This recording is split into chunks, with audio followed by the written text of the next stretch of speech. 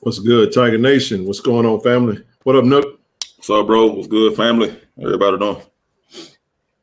Oh man, all is well, bro. All is well, man. I got my ass handed to me today at the gym, and I'm unbelievably sore right now. So, hey man, at least you went. I laid in bed all day, ordered DoorDash, and got back in the bed. All good, man. What's good, Tiger Nation, man? Y'all go ahead and hit that like button, hit the subscribe button. Let's get that out of the way. Get in the habit of doing that when you come in. Before you even, as a matter of fact, you can go to the channel, and all of the streams for this week are already up. So feel free to go ahead and hit that like button, man. Let's get it popping, man. Correct. Ticker at the bottom is, like I said, just. And if you want to support the platform, we definitely trying to get active on quite a few things, man. So any support monetarily, whether through Cash App, PayPal, Zelle, whatever you want to do, would be greatly appreciated. We got a lot coming up. Look, we heading down to Houston this weekend. We got the outdoor track team championship, SWAC championship at Prairie View. KC 1400 Media will be there. We will be in the scene. Covering, we got some really good student athletes that are competing from a track standpoint that will be doing their thing this weekend, man. And we're going in ranked number 1 with the expectation of taking the thing, bringing it on back to the SIP. I just had a chance to interview Coach Thorne. That interview will be on Tiger Talk with the 1400 Club. It will be on Tiger Talk with the 1400 Club. So if you not subscribed to Tiger Talk, go over to Tiger Talk with the 1400 Club with a K. It's not 1400 Club with a C-U. It ain't C-U-L-B. It's K-L-U-B. All one word, 1400 Club. So let's make sure we get that right. And this streaming is not on behalf of Tiger Talk or the 1400 Club. It's KC 1400 Media. Like I said, we're not tied to the university. But we represent the university. Not like that. This platform is an independent entity, all within itself. And we appreciate everybody for tuning in, as they always do weekly. Because we like to talk about Jackson State sports, man. We like to sit down and chop it up with the family. And this is our outlet. This is our means into which anything that comes down the pipe, we can talk about that. You know what I mean? And we don't tend to go outside of what we do because we know what would be going on at 1400 JR Lynch. So I don't really need no opinions of nobody else. I don't care about what nobody think about what's going on. That's irrelevant. Opinion ain't got nothing to do with what's really going on. You see people use news that come out of Jackson State, to do whatever it is they want to do with it. That's what they can do with it. I don't care nothing about none of that. They do what they do. They it's whatever. Right. It's for the consumption of those who choose to look at it. But unfortunately, what happened, that might not be the right word, but I don't need all that. You know what I'm saying? Because I tend to stay locked in on what's really going on and what's really happening. And I'll say it like this right here, man. All is well at 1400 JR Lynch. You know what I'm saying? All is well at Jackson State. College sports is a little different now. We're in a different era, and we're gonna have to adjust. I'm gonna just tell you right now, man. I'm just absolutely sick and tired of our fan base losing their damn mind every time something happens. You understand what I'm saying? And act like there needs to be some type of PSA to appease other people's questions. Like, no, that ain't how it works. You tune into, we can tell you what's going on, and we're gonna do that as we go throughout the show. And we'll get into whatever we choose to get into. Now, I'm gonna tell you from the onset. I'm gonna tell you from the top of the show. Don't get in the chat telling me how to talk. Don't get in the chat telling me what to say. Nothing how. I'm gonna do what I do. I don't need no emails, no inboxes, no text messages. I'm serious. If I see one troll in the chat, you know where you're going. It's that simple, man. We finna clean things up. And I got an email today, Nook. Just some valuable supporters of this platform. They just get a little frustrated with the nonsense and the noise that people jump from stream to stream. You know what I'm saying? Talking smack. There he is. What up, bro? All right. What's good on you? What's good? What, bro? And what the deal is, man? You got it. So one of the things we gonna do, man, we just gonna make sure we good to go when it comes to that. We got a new member. We'll get to that. I'm gonna go down through this through the chat. But man, we got a lot to cover, man. Whole lot to cover. A lot going on the home front. A lot of big things that's popping, and we'll get into it. So I'll yield right now. Nook, you got anything you want to open up with? Zoe, you got anything? And then we'll proceed. No, I'm just go off a little bit what you said. Just touch on it, just slightly. Stop panicking, family. Be good, man. We got a lot going on. Say 1400 club. Hold on. 1400 y'all. Dewan, I just got your message today. I'm gonna reach out to you tomorrow. I ain't even read and my apologies. I just got your message today. I'm gonna reach out to you tomorrow. Yes. Sorry about that. I just saw. You good, bro? You good? My bad. No, bro, just saying, man, we good. So like I said, don't panic, man. Y'all keep positive. Hey, they leave, they come in. It's simple how it goes, man. It's part of the game today. So hey, we gonna be good. Yeah, we'll get into that. Go ahead, Zoe. Look, I touched on this beforehand, but look, man. Until y'all see me get on this here live stream and panic, all of y'all need to wake up in the morning and piss excellence. Okay? Until I come on here and panic, none of y'all need to do it. Straight up. We good. Man, we good. We go to and let me say this. Because I'm not gonna say nothing crazy, but at the end of the day, man, look, good, bad, or indifferent, man, people gonna do what they feel is best for them. And sometimes it's gonna be an unpopular thing. And you gotta take yourself, and this is business. Even your fandom is business now. You gotta take the emotion out of it. And you gotta be logical. And even with that being said, I understand sometimes things may cut you at a certain point, but take the emotion out of it. Look at the bigger picture. It's like what Hov said in the song. You make Hov, make another Hov. I mean, you lose one, make another one. Get another one. Rinse, wash, repeat. I mean, it's not like we sitting here with one good DN and that's all we got. We lose one. And what is we gonna do? Nah, it don't work like that.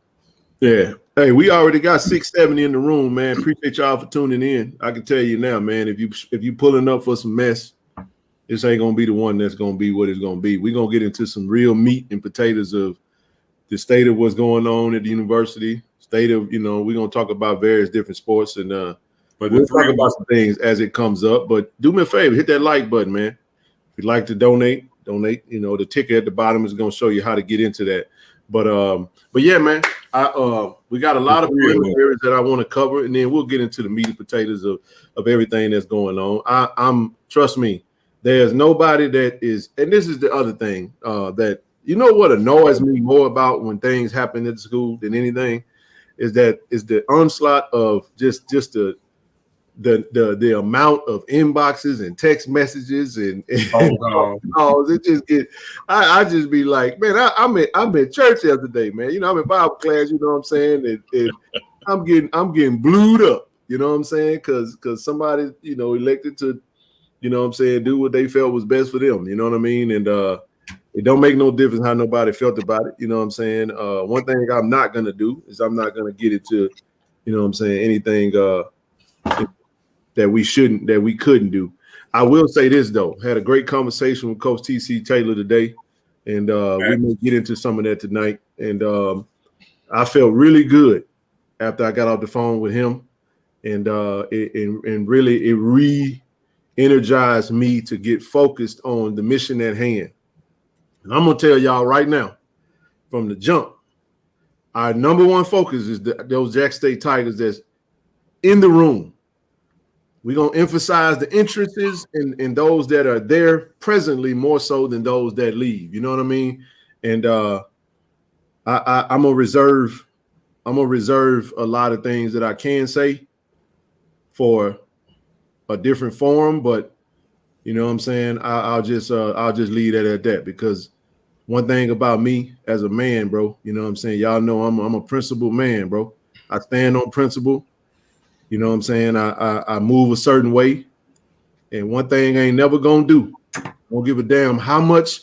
If you show me that your character ain't whatever you said it to be, then I'm good on you.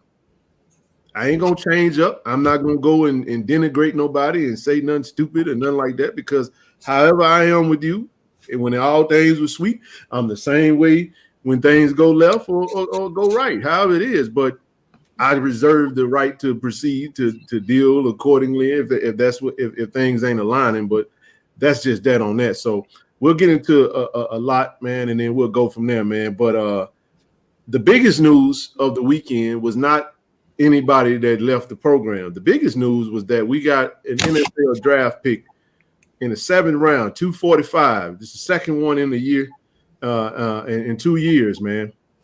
I want to say once again, shout out to Isaiah Bolden for getting drafted in the 7th round by the New England Patriots. I am officially a Patriots fan, and we want to celebrate Zay. We want to, and then we also want to give a huge shout out to all of the Jackson State Tigers that signed undrafted free agent contracts immediately. I want to give a shout out to Aubrey Miller, who signed with the Miami Dolphins. I want to give a shout out to Nugget, Dejon Warren, who signed with the Bears. Bear down, right? We want to give a shout out to Dallas Daniels, who signed with the Denver Broncos. Durante, you see what I'm saying? I wish Aubrey would have signed with the Raiders now. Because see, you got Durante getting Dallas to go to Denver because he a Denver Broncos fan. Y'all get Nugget. You get what I'm talking about? I'm like, oh man. So, you know, with that being said, you know, I forgive me if anybody else signed that I'm not getting into any other players. That's for other outlets to do. We're gonna focus on our Jackson State Tigers. But I do want to say, did we hear of Tony getting any opportunities just yet? Nothing but Tony. I heard anything. Okay. Nothing for I know. I also want to shout out Dimitri Jordan. I'm gonna say that, yeah. I know Dimitri Jordan. He didn't get a chance to get an undrafted free agent, but he did officially retire from football on yesterday, and I shouted him out. Big Meech, man, we got number love for you, bro. Yes, sir. This is the part of being an athlete. That is the part that everybody's gonna have to face at some point. They're gonna have to walk away from the game that they loved and they played all their life, and you're gonna have to enter into, you know what I'm saying, just being and really into the, I ain't gonna say the real world, because you know professional sports is a part of the real world, but you're talking about life after football. He's a graduate, and before we proceed, before we get anything, like I said, we're gonna get these preliminaries out of the way, because I know what you came to see, but your ass are gonna have to sit still, and you're gonna have to get through what we're gonna talk about.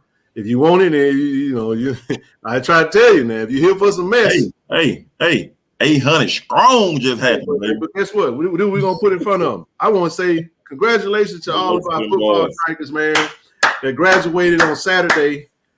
Shout out to John Huggins, Caleb Jolivet, Tate Davis, KJ Arrington, Shiloh Sanders, Kurt Ford, Jason Mercier, JP Andrade, Hayden Hagler, and my man with the red shoes. I don't know your name. I apologize, but congratulations to him.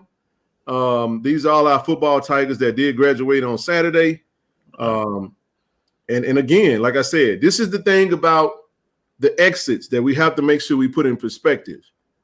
A lot of the guys that exit the program are grad transfers. So you remember, Zoe, that question that folks were asked about, how about that APR, right? We know John Huggins is committed to New Mexico State.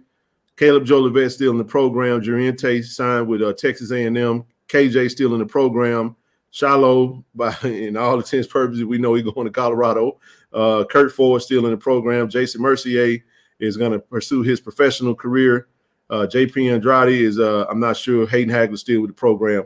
And again, we're ecstatic about that. I know we had 2 players enter the portal yesterday. Niles Gaddy entered the portal, so did Debo. Both of them graduated, though. Both of them are graduates of Jackson State University. They reserved every right to hit the portal. as they chose to. I'm not going to pretend like, I'm saying them leaving is not a disappointment, because it is. I'm definitely would love to, Debo knows how I feel about him, and I think everybody knows how I feel about Niles and what we did just on multiple levels to make sure that we could take care of him and keep him in a Jackson State Tiger uniform. So, but it wasn't enough apparently. So at the end of the day, I'm good on that. I want everybody to be where they want to be, because I'm gonna tell y'all right now, with all y'all that's looking, Jackson State is not a charity case. Facts. Not a charity case. It's not. Jackson State ain't some secondary. You know what I'm saying? I don't care how you feel about Jackson State. You get what I'm talking about? I understand.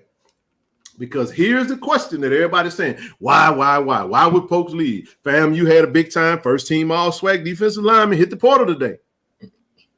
People say, is it because the Aubrey didn't get drafted? Is it because we only got one HBCU player? I think folks need to start understand. Hold on. I'm gonna set this up for you. Folks need to understand that I was very disappointed that we only got one HBCU player. I was. Blue was on the stream. We was on the thing for 7 hours on Saturday. So y'all know I was disappointed. It was down. We know it was down, and I know that it could have been some whatever. But here's something that I do want to put up here, because I want to shout out my brother Jonathan Simmons from Light On Sports, and this is just going to add some perspective as we go on and get into the meat and potatoes of what we want to talk about today. So shout out to Jonathan and his team with Light On Sports. And this is what he had to say. He said, "We all know HBCUs had more than one draft-worthy player. But I don't think it's right how HBCU draft production has been singled out. When it was a low draft for the entire FCS and a lot of big-time programs. Jack State had the same amount of draft picks as Florida State and many other Power 5 schools. And he took it upon himself to list those Power 5 schools that Jackson State also had one draft pick. Baylor Bears, Big 12. Texas Tech, Big 12. West Virginia. What the hell is West Virginia? Big 12. Arizona State, Pac-12. Pac-12. Cal, Pac-12. Washington State, Pac-12. Boston College, Big ACC. Okay. Florida State, ACC. Georgia Tech, ACC. All of them. All the rest of them, ACC. North Carolina State, Virginia Tech. So, fellas, this is what I'm going to ask. This is my thoughts on this, because this is something I had to think about. I had to, what you say, Zoe? I had to go away. I had to put my emotions down. Okay? I had to put my emotions down. And you know what I had to think about? See, back starting in 2020, COVID, they started granting every player that played during this COVID era an extra year. From a perspective standpoint, I'm telling you guys, there was thousands of draft eligible players that were in this draft that would have been in the 2022 draft class, but they were extended an extra year because of COVID. Now, what that created was one hell of a log jam. I'm talking about one hell of a log jam, and it was literally an oversaturation of available draft eligible, draft quality, draftable players from all over the country. So I just want to make sure we put some perspective on that, and to say that for Zay Bolden to get drafted out of one pick out of 259 slots, man, I had to change my thought process and say, damn, you know what? With that perspective, you know what? We have to be lucky that we got one. And yes, I absolutely feel like Aubrey Miller, Isaiah Land, and Mark Evans of at least those four should have been drafted, right? Joe Davis, Jadakiss Brown. I mean, the wide receiver stuff, I get it. It's, of course, Dallas, I get it. But I'm talking about those surefire, can't miss, top of the leaderboard that everybody's saying these are the top players. I thought it was tough for me to process. You had two HBCU players at the Senior Bowl. Neither one of them got drafted. It was hard to. You got all these teams picking kickers and punters, and trust me, I get the optics of it all. Folks getting drafted, they got torn ACLs and hernias and all types of stuff. So I'm not saying that what you say, Zoe, all the time. I'm gonna shut up and let y'all rock. Two things can be true at the same time. And I think that both things are true. But at the same time, I just wanted to add some perspective. I'll shut up and then I'm gonna get into these comments because I ain't looked at one comment since we've been on. We got 844 in the room. Yeah. We need to have 844 likes. Y'all like the stream. Don't just sit your ass in here and get the looking, waiting on some mess, and don't like the stream. Matter of fact, you also can donate if you like to. Go ahead. I'm gonna shut up. But yeah, man, go ahead. I'll be quick. I like you too, man. Was disappointed at first about the HB. One HBCU guy getting drafted. But I look at the whole too, man. A lot of FCS guys, didn't get drafted. The numbers were slightly. We're not slightly, but pretty much way down from what it was last year. But another thing that changed my perspective on is I looked at Dallas after, look at Dallas, look at Nugget, look at Aubrey. Them guys were happy to get signed. So it's always, we feel like they should have got drafted, but the brighter side is they're happy that they got signed and they got to choose where they wanted to go for the most part, So, and then you got guys, you got SEC guys that didn't get drafted. It's not the end of the world. This happens all the time. It's not the first time. It's not the last time it's going to happen. I just want to say that the only thing I'm a half glass full kind of guy. What we need right now, I'm disappointed, but we need Isaiah Land, Aubrey, Nugget, Didi, Dallas Daniel, Jessica Buns. What we need, and specifically for the JSU guys, to take the opportunity, make that 53-man roster, and get some more JSU bodies in the league. Absolutely. That's what we need. Because when they're on the field and they playing, how you got there is irrelevant. All you're going to see is the introduction, Aubrey Miller, Jackson State. And that's what we need. Because at that point, you got James Houston. He's solo right now. That could be a potential 3 to 4 bodies. Now you got 4 players from JSU in the league. Now you couple that with we got work to do. And now you're going to next year with some more guys getting drafted. Because my thing is I want to flood the league with some JSU players. But that's water on the bridge. What I want to address is this ludicrous nonsense that's being perpetuated all through the media today and yesterday, as if like it's HBCUs against everybody else. Y'all need to cut this bullshit out.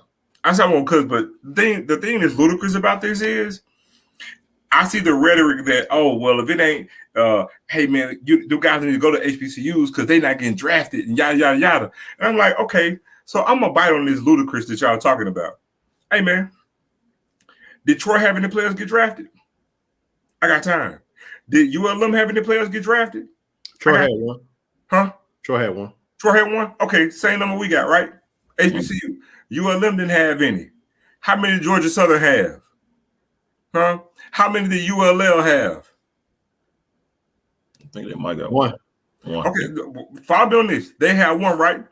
All right, then what about Texas State? No, not them. They're in the Conference USA. And I'm talking about a damn good football conference. I'm talking about the Sun Belt. No, the Sun Belt. The Sun Belt had literally, I want to say, maybe 4 players drafted in the whole entire conference. That's a damn good football playing conference. They had 3 teams that were ranked in the top 25. Look. 3. But we want to paint this picture like, they're doing horrible. So basically, listen to everybody else. Well, shit, HBCUs ain't getting players drafted. You really probably don't even go to an HBCU. Like, we don't even need to field a football team because we ain't got a snowball chance of hell to get no players drafted. But last time, I remember, sir, we correct. We added to our stable, so we got 2 years of players being drafted from Jackson State. And now, instead of 42 players since the 1AA started, which is the most in all the FCS schools, now we have 43 because we added to it and counting. Mm-hmm. So why should we stop now? So why should they stop going to HBCUs? Because last time I checked, 1 year is not the sum of what you can do. See, I want to build on that because we're going to address this notion because there is some fear out there of players that, because remember last year when this happened, remember Marquise Bell didn't get drafted at FAMU. Isaiah Land jumped in the portal, and our previous head coach was very vocal. This is wrong. This is wrong. Well, just so that folks know, guess what? FAMU had another defensive lineman first team all SWAC. So you had 2 first team all SWAC players into the portal. Now they're gonna have to tell you why they did it. It ain't for us to do that, but I do know that I'm smart enough to know that it has something to do with the outcome of the draft and it's in the false narrative. At the end of the day, because this is what I'm saying. Was there not a defensive end that got drafted from Wagner that balled out from D2? Mm-hmm. Yeah, he balled the fuck out, right? Mm-hmm. So it don't make no difference where you go. It don't make no difference where you go. You better get on the field and you better produce. You understand what I'm saying? That's the first thing. All right, Paul, Nikki, thank you for becoming a channel member. Appreciate you. Appreciate the support. I'll get back to the platinum. Alvin Buckley, thank you, bro, for being becoming a channel member. I think we had one more that joined the channel. I'm gonna make sure I scroll down from the comments. Hey, let's see. Simply Beautiful. Once again, thank you. Appreciate the support. Hey, moderators, I'm not gonna monitor the chat like that. Y'all just handle y'all business. If y'all see any trolls, anybody talking shit in the chat, block their ass. That's all I got to say about that. Y'all do y'all thing. But I'm not gonna monitor the chat like we do because we got a lot of things we want to talk about and we want to cover, and I don't have time to be monitoring the chat like that. Lane, appreciate you, brother. Thank you for the support. That's four members that we going through so far. So anyway, the point I'm making is when it comes to it. Again, there is some type of fear out there. You understand what I'm talking about? When it comes to hitting Deborah Sanders, thank you. Welcome to the channel as a channel member. Hey, listen, if we got any platinum members out there, any platinum chat members, man, shoot me an email, kc1400mediagroup@gmail.com. We have a platinum chat. It's going to be one of your channel perks. We get loose in the chat now. So if you're a platinum member, shoot me an email. I'll add you to the chat. All right, let's keep moving, man. But nevertheless, at the end of the day, I'm not worried about it because this is what we ain't talked about. See, people want to spend all day talking about who left. And we're going to deal with that. But we have some big-time players that's coming in. And we can break down the roster. Right? You feel what I'm saying? It is what it is, man. It is what it is. Now, I depending on how this conversation go, that'll determine how I'm going to go in the direction of what I'm going to say and what we're going to talk about. But I'm just telling you like this right here. Trolling. Let me put this out there. Appreciate you, Willie. Trolling ain't disagreeing. I don't care about you disagreeing. That's irrelevant. I'm just talking about coming in here just disrupting the chat. If you want to add to the conversation, then let's do that. Let's talk football. Yeah, measurables do matter. That's a good comment right here. Measurables matter more than on-field production. You can absolutely go pro from it. You're damn right you can. We've seen it done. We've had 2 back-to-back draft picks. Jackson State for all intents purposes. So my thing is this right here. It's a gamble more than anything. It is a gamble, but it's your gamble. It's your decision. But my point is this right here. When it comes to why you would leave, you get what I'm saying? We had 3 players that have left the portal, that had entered the portal since the spring game is over with. First player, Trevante Rucker, 4-star wide receiver. Right. We brought in. Y'all, this is my response to Trevante Rucker leaving. We got 5 big-time wide receivers coming through the door, and we're still recruiting receivers. There was a conversation had with all the players after the spring game. That's a fact. So if the coaches sit down with a player and tell a player, hey, listen, we love for you to be here. We want you to be here. But this is what we're doing. This is what we got coming in, and this is what our plans are. Hey, if the player decides that, you know what, I don't feel like I'm going to play the minutes that I think I'm going to play, and they want to hit the portal, then by all damn means, go ahead and hit the portal. I support that wholeheartedly 100%. All right? Get to Debo. Debo entered the portal. Starting left tackle. It is what it is. Debo took the majority of the steps. What we do know is this right here, because folks don't understand that. Debo could enter the portal in December, Zoe, in Nook. Yep. He elected to stay, ride it out, because I do know that there was some chatter going on that he was dealing with. And this is the thing that's been going on with all the players. This right here. Because what happens is that comparison is the thief of all joy, right? Everybody counting everybody's pockets. You got NIL factors. Facts. We bust our ass to get NIL for certain folks. Facts. It still wasn't enough. So I'm just telling y'all, all I'm going to say is this. I'm going to hold my bullets close to, I'm going to keep my bullets in my clip. And I hope that things go smoothly because I don't want to have to go and say things that to counter bull junk. My thing is this right here. Whatever you decide to do, by all means. But it's how you do things. It's how you do it. I stand on that. It's how you do it. But I'm just telling y'all, for those that might be in a disarray saying, you know what? Oh, what is we going to do? At some point, the team got to matter, right? Teams got to have camaraderie. Teams got to have chemistry. And if you got somebody in the room that's 1 foot in, 1 foot out, don't know if they want to be there, don't know if they want to stay, that person is not good for the team. So my mentality, as well as the head coach, go find you somewhere you want to be. You understand what I'm saying? But that's the nature we're in. We are HBCU. We ain't no Power 5. We ain't no FBS. We ain't none of that. We ain't got the money that those people got. And this is the thing I'm going to say. And I know this might ruffle some feathers, folks. But we had players. And this just happened. And I'm sorry, man. I'm going to rock out, man. We had players that played for the previous coach for $0. You didn't get a dime from the previous coach. You didn't get a dime. But somehow them TC takes over. Now the price done went up. The price done went up. And now Jackson State ain't good enough. Right. Now that's what you're telling me. Right. That's what you're telling me. Because you know what? Clout matters in this day. All you got playing for Prime was, I played for Coach Prime.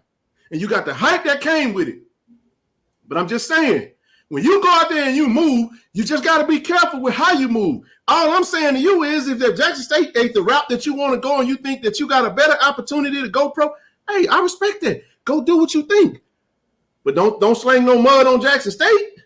Don't piss on the alumni base and those who supported you. And I'm not saying nobody's doing that. I'm just saying don't do that, because we're going to check that. We're going to check that. Now, we're going to be respectful. But this is just what I'm saying. It is disappointing. It's disappointing. It is. Because this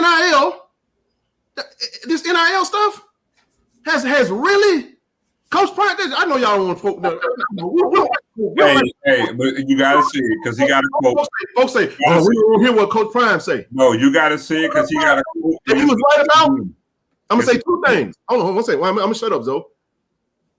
He said players are focused on the NIL and not the NFL. That's what he said. That's what he said. I'm just telling you. Facts.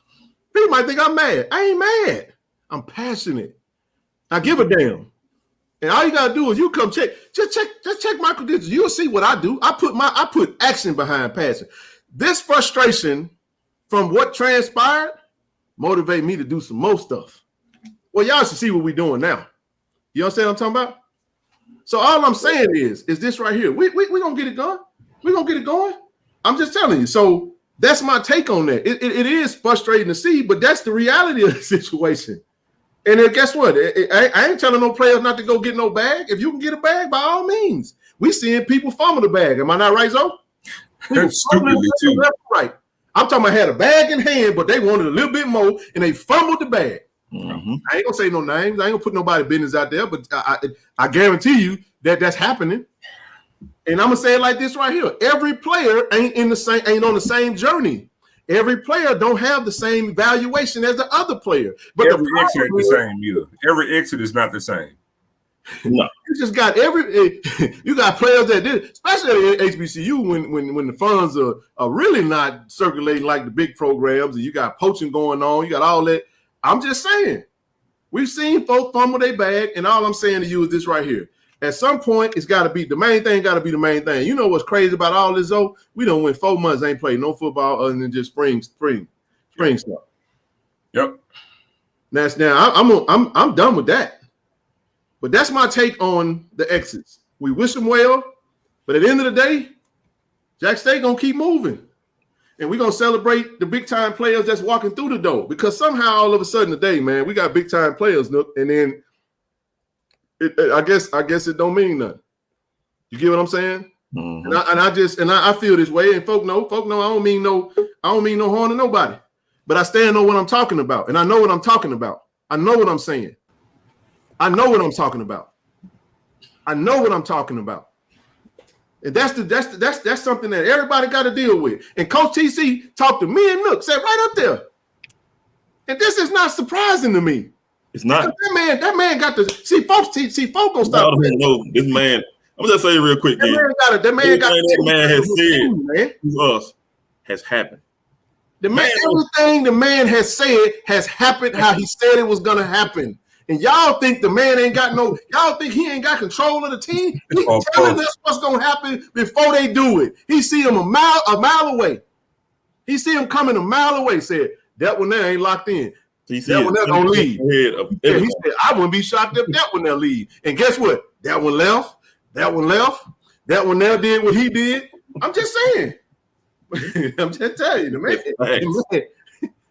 that man knows exactly what he's talking about. You damn right, just ain't no money goes south. I'm telling y'all right now, the 2023 Jack State football Tigers gonna play with the biggest chip on their shoulder, and I freaking love it. I love it, y'all. I love it. I'm just telling you, I love it. I love it. I'm gonna shut up for a minute. I'm gonna put my mic on mute. Go ahead. You going on the departures. I'm sticking with this draft, man. Because look, I see Josh in here. Look, and I'm not even advocating just sort of for JSU, but we really got to get off this nonsense as if like it's the vibe today is HBCUs versus everybody, and it's almost like it's a segment of us, and it's like we want to see us fail in every avenue, in every corner. I like the rhetoric out there right now is there's no point of you going to an HBCU because hey, the players want to leave because the results from the draft that's pushing them to want to leave and not go there because they can't get drafted. That's the biggest bunch of malarkey. That's horse crap. It's horse shit. It's the biggest bunch of malarkey. I'm like, if that's the case, then shouldn't nobody want to go to Bowling Green? Should nobody want to go to Southern Miss? Should nobody want to go? You know what I'm saying to Coastal Carolina. I'm just saying there are tons of schools that if that's the case, then look, put the picture back up there, man. So if Baylor got one draft pick and Jack State got one draft pick, and we've had draft picks in 2 consecutive years, then what is that saying? Something ain't adding up, bro. So we're alone. Hold on. And the other part is they'll say, "Oh, well, it's the facilities." Well, I mean, well, damn, we got worse facilities in North Dakota State, but here we got more draft picks than they do. Right. I mean, make it make sense. Make it make sense. Things can be true at the same time. Like we said, I do feel like, you know what I'm saying, there it is an uphill battle at times. I do feel like that, but I just wanted to make the point in regards to the draft. Those are the aspects that I do feel like it is. Now, for those that I haven't really gotten into the draft experts as to why Aubrey wasn't drafted. You get what I'm saying? But I do know that a linebacker like Ivan Pace, who was ranked ahead of him, didn't get drafted either. You know what I'm saying? Good linebacker. You know what I mean? So, and it's not to make an excuse. We got a lot of stuff that we got to overcome. I don't like the rhetoric from a national standpoint because you got to look at how people are using that information to manipulate the minds of these student athletes that go to these HBCU. You understand what I'm saying? At the end of the day, let me say this though. This is why you can't base your decisions based off of that. Let me use somebody like I'm gonna use Niles for example, and I'm gonna tell you the same thing I told Niles, and and he could be watching, and his daddy can be watching. I stand on what I said. That man is 6'6", 250 plus pounds. You're a first team all SWAC defender. You're gonna walk into the season the face of the defense. You're going to walk into the season already. I'm telling y'all, man, I talked to the person that's over the NFLPA Collegiate Bowl because I got to talk about that. You want to know why we got to talk about the NFLPA Collegiate Bowl? Because the last 2 players from Jackson State that played in that game got drafted. Facts. I'm just keeping it a buck. We talked to Mr. Carl Francis, and said, hey, he said, look, one thing about Jackson State, we're going to try to make sure we got Jackson State players in there every year because we know Jackson State folks going to come out there and support their team. They're going to be here. And you damn right we're going to be there because we were there. You understand what I'm talking about? So with that being said, that man, you can't tell me he ain't got the measurables now. Can't tell me he don't. Now, I'm saying this right here. I feel like wherever he go, I hope he do well. Man, miss me on the measurable because guess what? I was just saying. Trey Vaughn got drafted, and he's looking to be one of the best running backs of the best players of the Dallas Cowboys. I believe wholeheartedly. I'm telling you, this is what I'm trying to say in a nutshell. There is nothing in my mind that says that if Niles Gaddy plays in a Jackson State uniform in 2023 and have a dominant season, he is going to get drafted. Thanks. You can book it. That's a fact. That's in my heart of hearts. I'm saying I don't know, injury and things can happen. I'm saying if the thing plays out like we think. Now, can he still go do that at another program? Hell yeah, he can. I hope he do. Because the law don't stop just because they leave Jack State. The boy's a damn graduate, man. He graduated from Jack State. I ain't showing him. But again, I just leave that other stuff alone because I'm not gonna speak on that publicly because it is what it is. You get what I'm talking about? But I do know that when you use a situation like that for somebody that we absolutely wanted to be, you're damn right it was a disappointment for me. Personally, it was a disappointment. You understand what I'm saying? It's a couple of players that left that touched me, that nugged on my heartstring because I'm like, we doing everything we can to try to keep these folks in the door. So for folks that don't know what the hell they talking about, you don't know what folks was doing to try to take care of these kids and to keep them in it. We ain't oblivious to NILs and opportunities and collectives. We got that stuff working. We doing that in the city. Now, it may not be to the magnitude of somebody else, but you ain't. I'll be damned if you're going to come in here and piss on me and tell me that it's raining. You're not, because I know the work that we do. I know what we've done to try to take care of these kids, man. And we're going to continue to do that because this type of shit right here, it motivates me to do more. Y'all saw how active we got today? We got active today. My employment was this. First things first, get on the same page with the coaches. That coach, we good? Y'all good on anything? Y'all need anything? Was y'all straight? Okay, cool. Let's rock. What y'all need? Because y'all know on this platform, we get active, baby. We gonna do initiatives. I don't give a fuck about no YouTube. I ain't no damn YouTuber. I'm not a YouTuber. We use the YouTube platform to do stuff for the school, man. This is the biggest man. We from Jacktown, man. We hustlers. We know how to flip things, make things, and use it for other stuff. I don't care if nobody don't come and get us. Only thing I ask for the 1,050 that's in here looking, bring your ass back Wednesday and come back Friday and then come back the next week and the next week. Don't just show up when it's mess. Because a lot of y'all in here looking because y'all don't rock with Jackson State. Y'all hope we fall flat on our face. Y'all hope TC Taylor fail. Because all y'all do is talk shit about him. And y'all sitting up here and watch this man put the #1 HBCU recruiting class together, and all y'all do is constantly doubt the man because somebody told to walk out the door on their own volition. It ain't because he ain't took care of them. It ain't because the alums ain't stepped up. I ain't trying to hear that because I'm the fake. Listen what I'm saying. You're going to have to come. You can't come to Ken, Clark, Zoe, Nook, Rochelle. You can't come to us and tell us we ain't done what we. Boy, you're going to have a long conversation. Trying to tell us what we ain't done, and we're gonna continue to do it. That work don't stop just because somebody left out the door. My frustration turns into action. We solution-driven alums. You tell me that our shit ain't good enough, I say, okay, I'm gonna go show you why you're wrong. It ain't personal. I ain't mad at nobody. I'm not. What you see is disappointed, surprised, shocked. Yeah, you can use those words. It'll last for a day, be gone for the week out. We'll satisfy all that. We'll get past it and we'll move on. Because we gotta talk about Josh Clark. We gotta talk about Tristan Allen. We gotta talk about Christian Walker that just signed. We gotta talk about these types. We gotta talk about Philip Webb. We gotta talk about Antonio Doyle. We gotta talk about the cats that Jeremiah Williams. boy, the report coming out about Jeremiah Williams. Oh my gosh. You get what I'm saying? We gotta talk about Devontae Davis. He was poached just like the rest of them were. He stayed though. I wonder why. He stayed. If you catch me on the right day with a ginger ale in my hand, I just might tell you why. You understand what I'm talking about? I just might tell you why. But I'm just telling y'all. I'm just saying. I don't care nothing about all this stuff. You know what? I don't. And I'm gonna say it like this right here, Zoe. Zoe, you know this. I ain't in no Facebook groups. I don't follow no trolls. I don't listen to nobody's stuff that they ain't got Jack State. I don't know what nobody talking about. I do that intentionally so I can speak right from the cuff, and this is passion because I do what I do and I stand on it. You get what I'm talking about? I'm gonna shut up now. Come on, up in here, man, because I be in there. I know you be. It ain't for me because I'm a different kind of fella, man. I don't do trolls. I'm like you. It ain't for me. I get out of there. I get dirty with the pigs too. I get dirty. I don't know how to stop. But it's not. But no, man. It's just, but again, some exits hurt, but it ain't hurting for the reason why people think. Man, who the hell is Trey Blogs, man? Who would this dude? Who would this?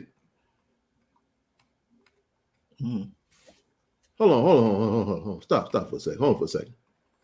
Let me scroll back up. All right, man. You didn't put way too many. All right, you out of here, G.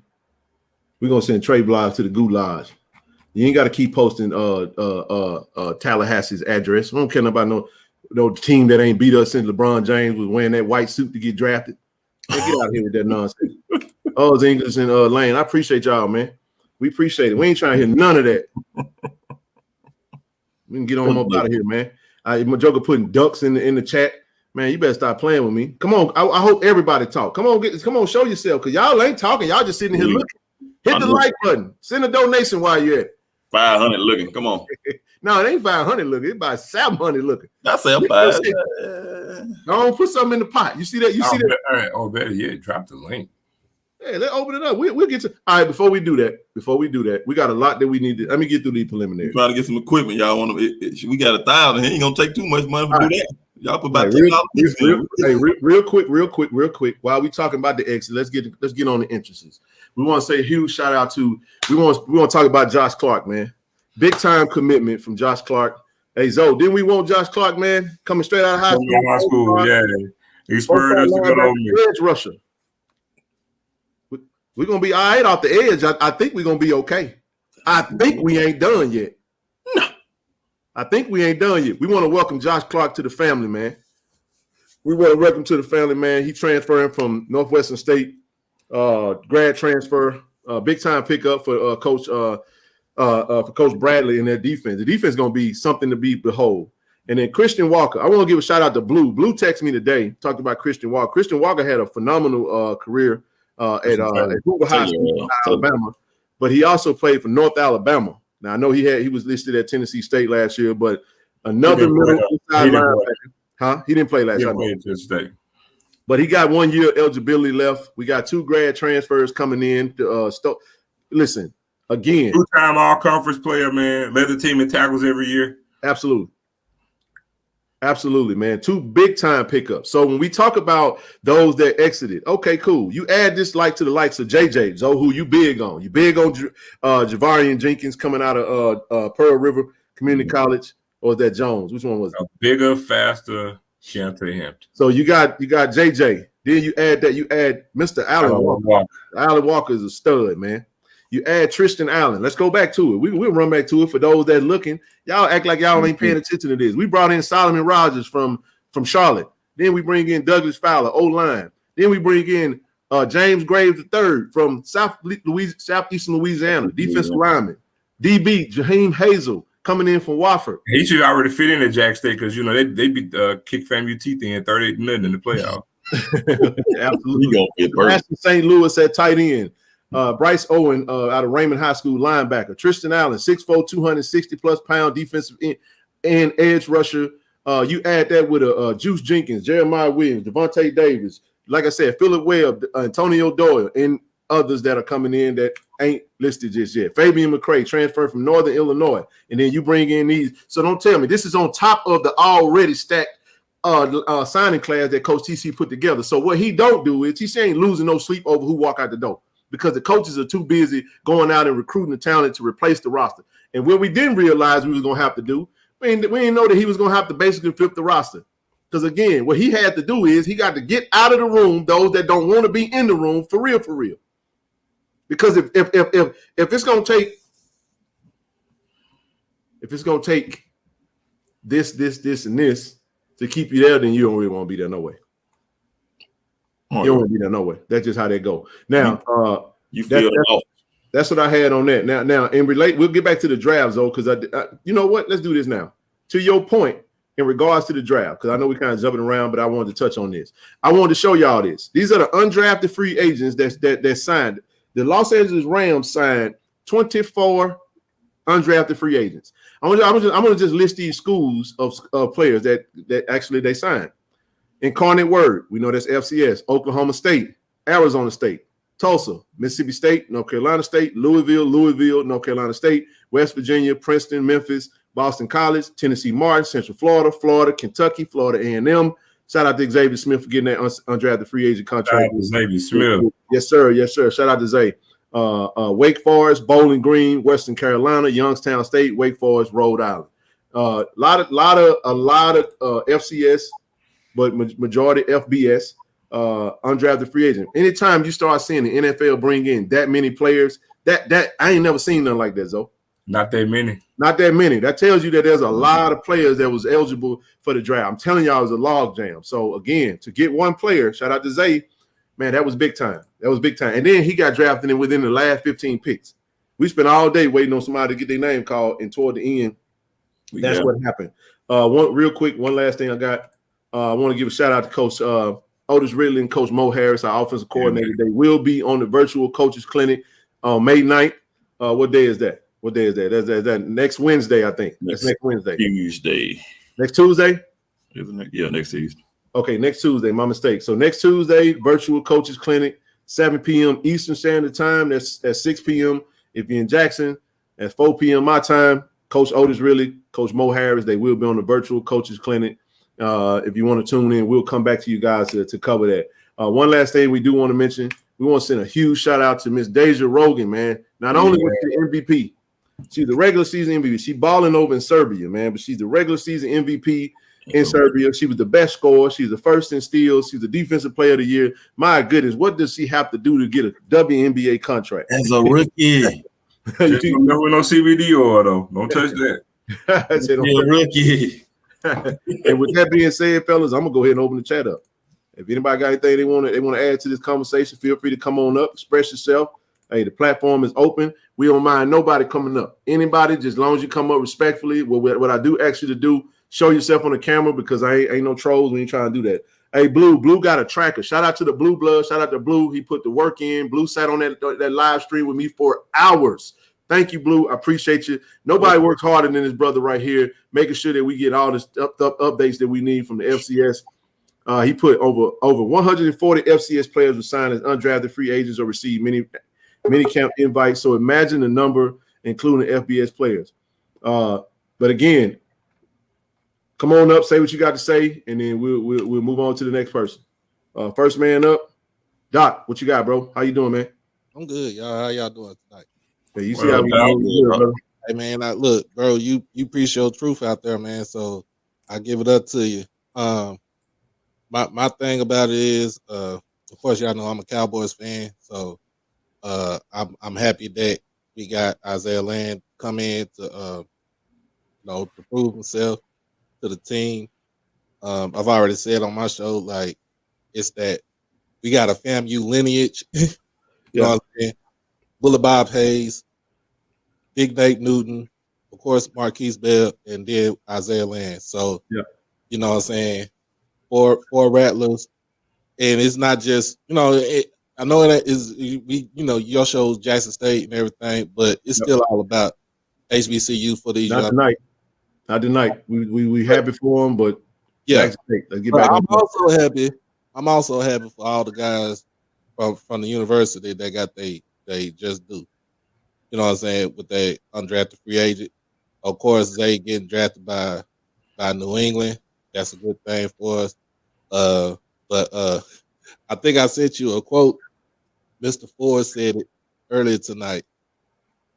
Kirby Smart wanted Nugget at Georgia. Nugget about to turn out at Chicago. You just gotta give him that chance. Like, for real. You know what I'm saying? So, like, give him that chance. But hey, Miss Jazz, I didn't tweet that Niles gave a word that he went back on. That was for everybody. Keep going. What you got, man? No, man, but I just want to appreciate all the players that, you know what I'm saying, want to go out there and pursue their dream. So that's how I see it, bro. Good deal, bro. Y'all got anything for Doc? What up, Doc?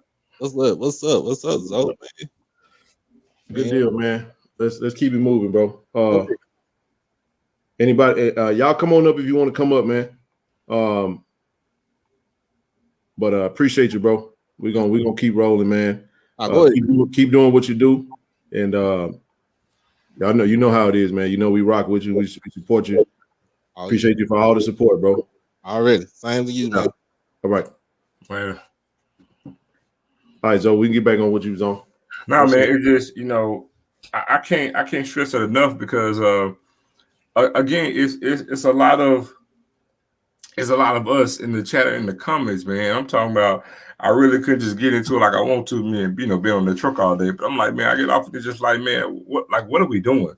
And like, where are we trying to go with this? I mean, because you read the tea leaves and it's like, basically, man, don't go to an HBCU because you're wasting your time going to an HBCU because you're not going to get drafted.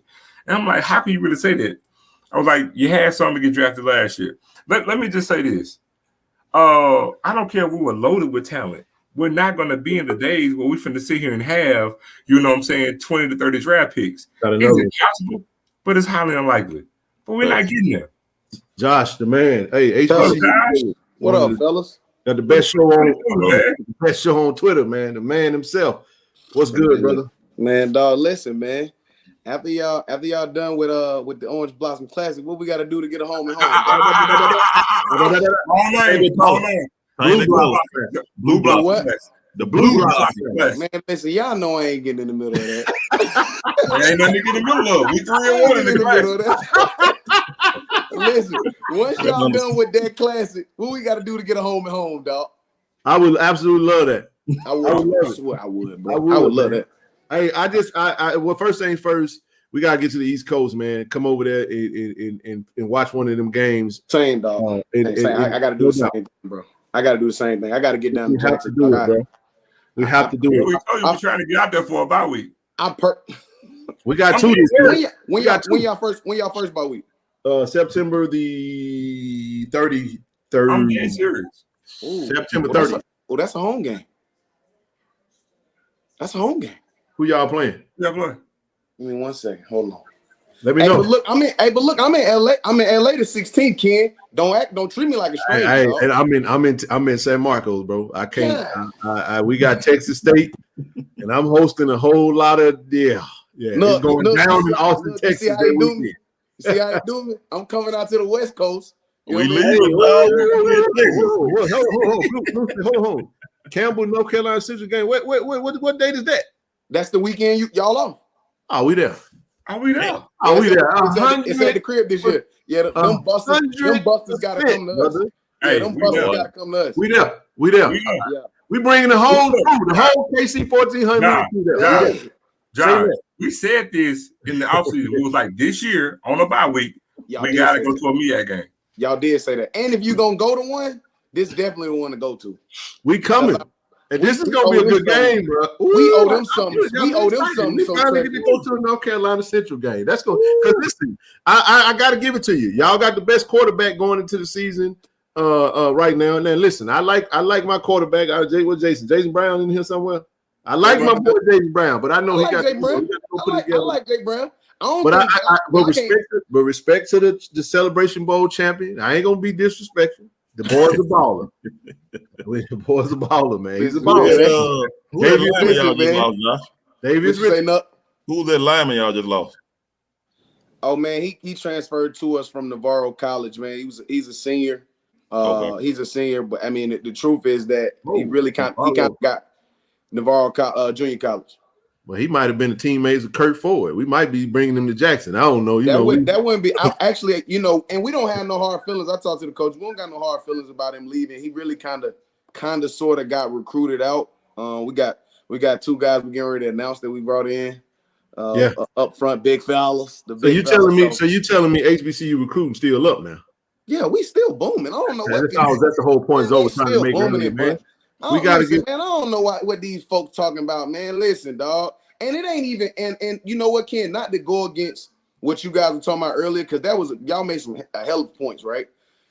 But bro, like them schools ain't even like that, bro. Let me tell y'all this: if somebody from Vanderbilt, Old Kansas, Dominion had 3, bro. dog, man, straight up, dog, they had And they were 3 and 9. I with five you. punters. That's why I said 2 things can be true at the same time.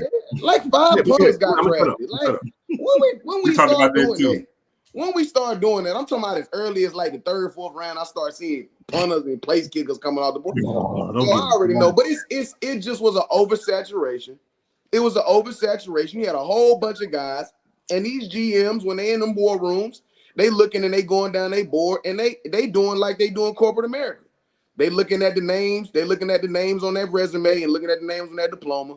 And a lot of these cats, 24, 25, these super seniors, these cats 24, 25 years old with a school they know about. Josh going to come to a JSU. Hey, you know what? That's facts. Ken, I told you so. I told you. No, I done said it. I'm coming to a Jackson State game this year. I don't care what I got to do. I'm coming to one this year. He said killing Vanderbilt. No, I gotta tell you, bro. I listened to the spaces.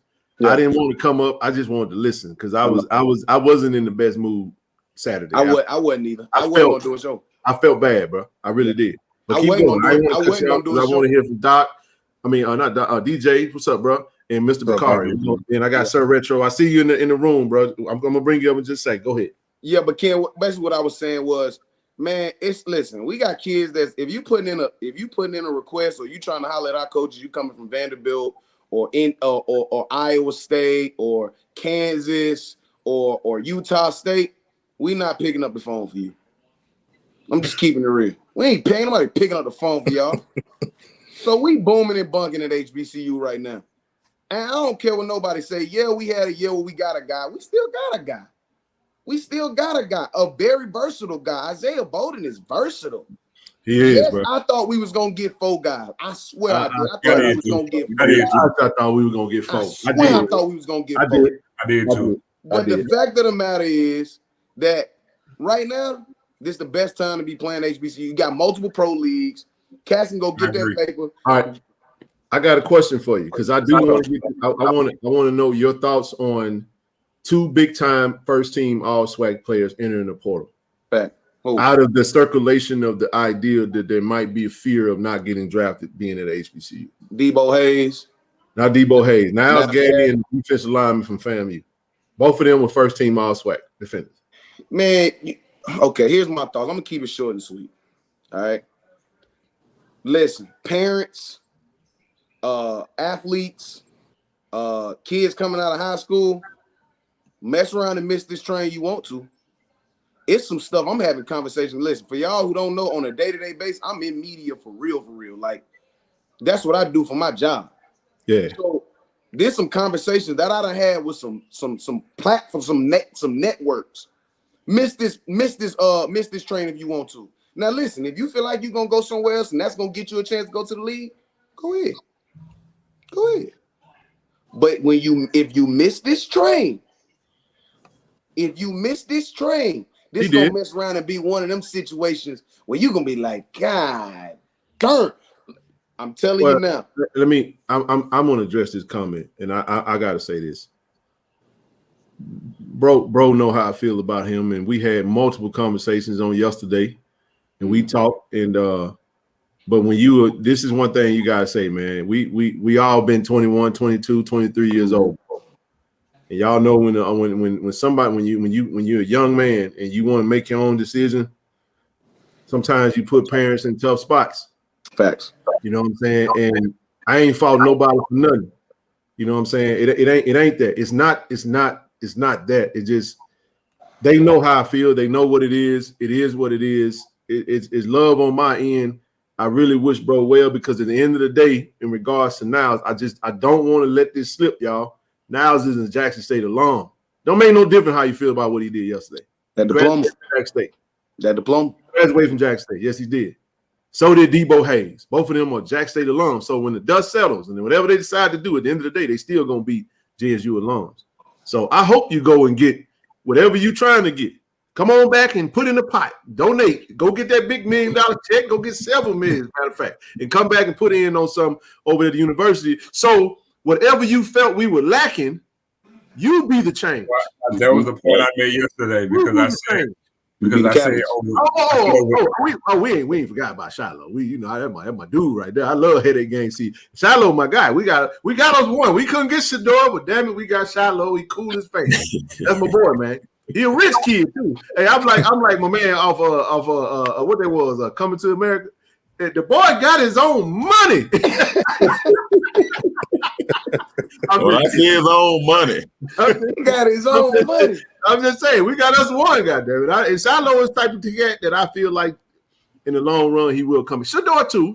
I'm not saying Shador won't. I'm just, we don't. Anyway, Shiloh love Jackson. Shiloh love Jackson to death.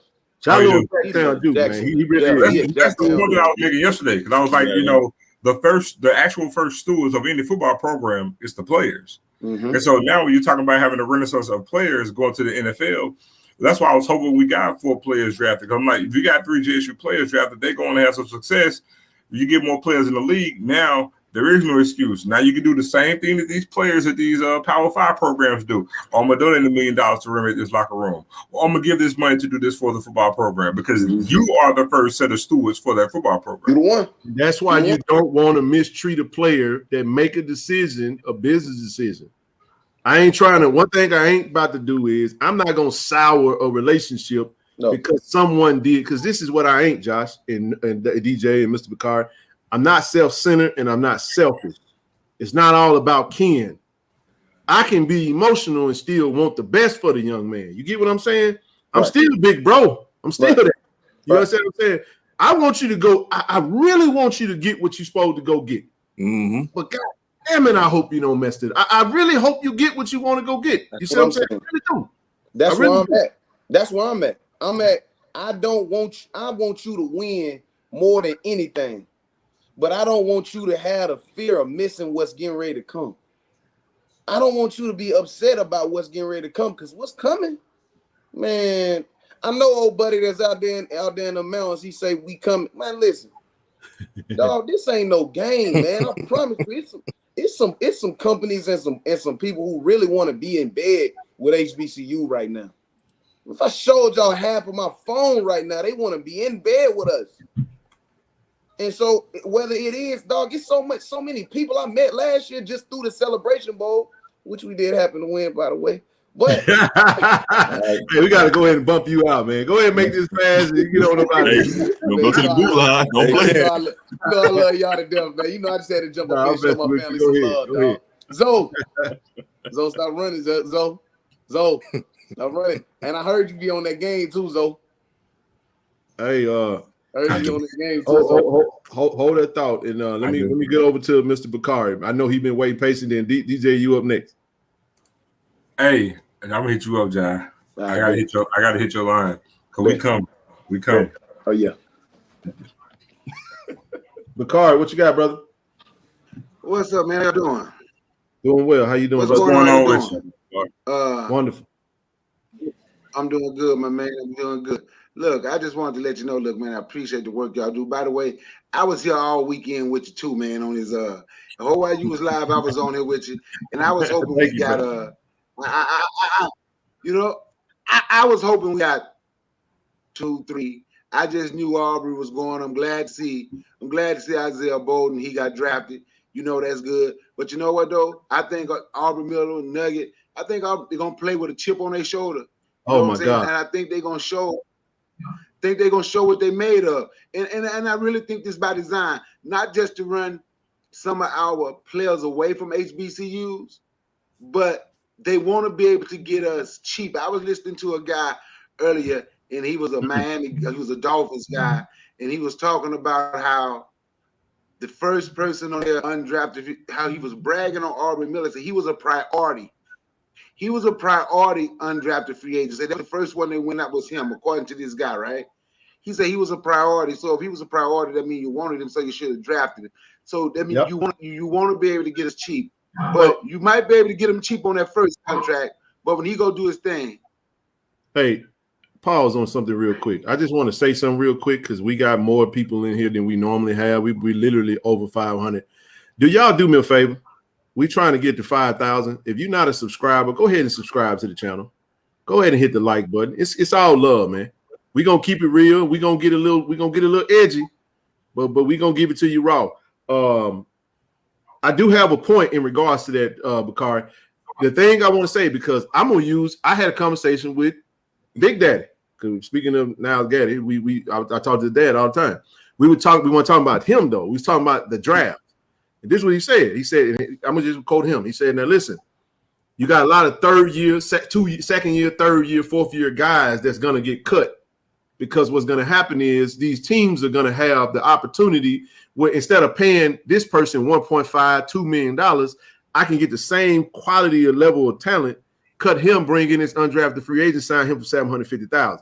So it's a numbers game at the end of the day. So that's why you would see a LA Rams bring in 25, 24 undrafted free agents, because now I can get if I find a GM out this roster, because they're going to trim that thing all the way down, but somebody that get cut actually might be somebody on one of them contracts. Y'all do know the NFL contracts aren't fully guaranteed.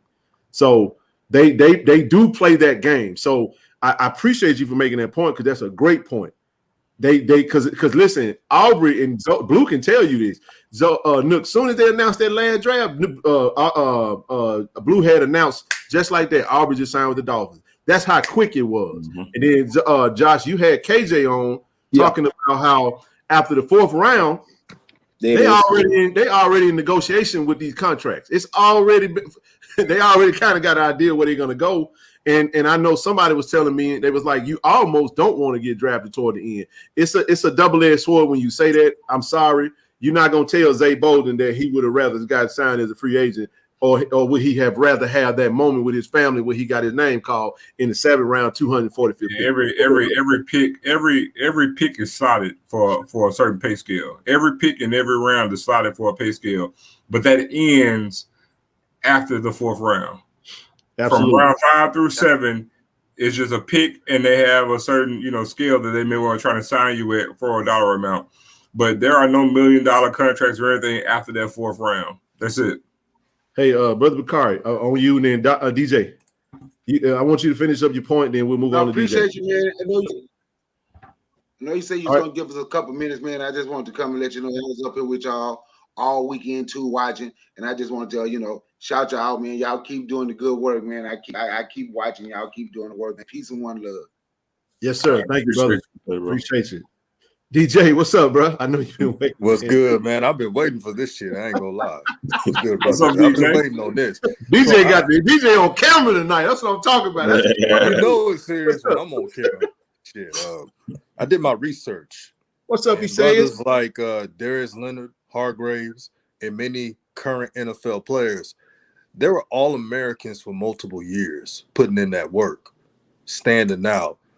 And this is what I want for the student athletes listening to your deal. I ain't even cut you off, but what is Shaq Davis' deal?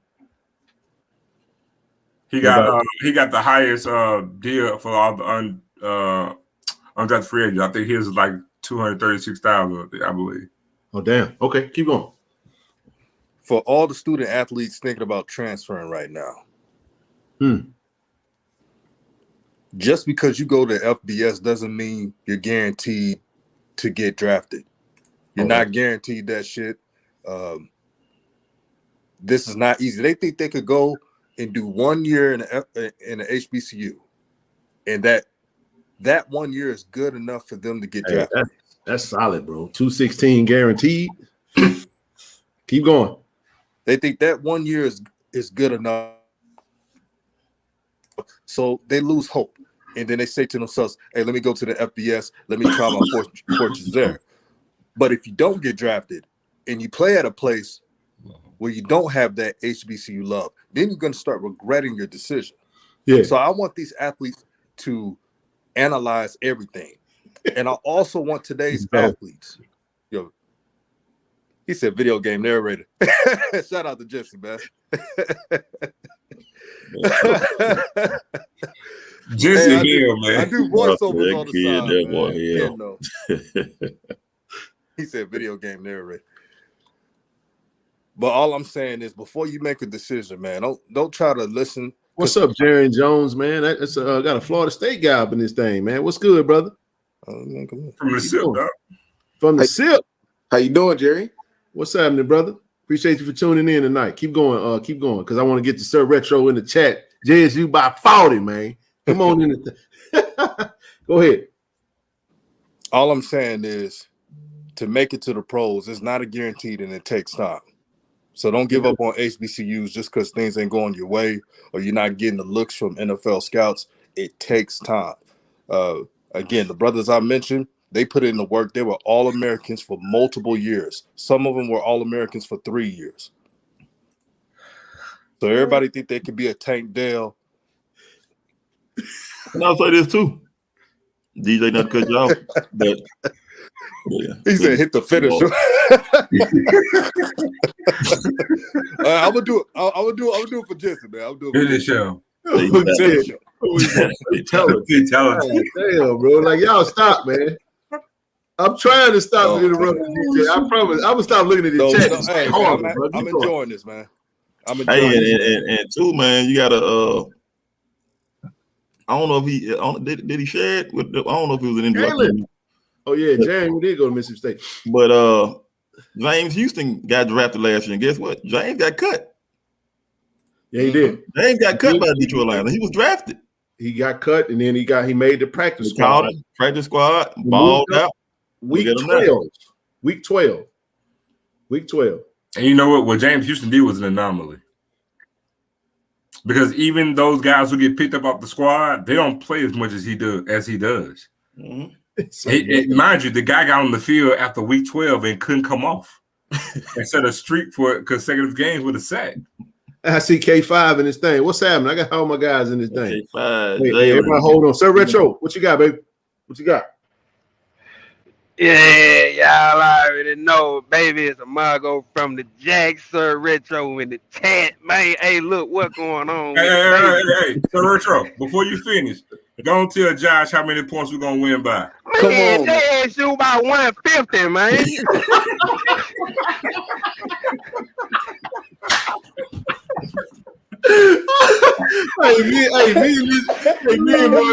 Listen, bro, we be laughing all day, man. Oh my God, you gotta make a sure, Josh. JSU by 40, man. We just JSU by 150, bro. I didn't get on here to talk about no NFL, none of that. I got on here to talk shit to your ass, Josh. You hear me, bro? On here, bro.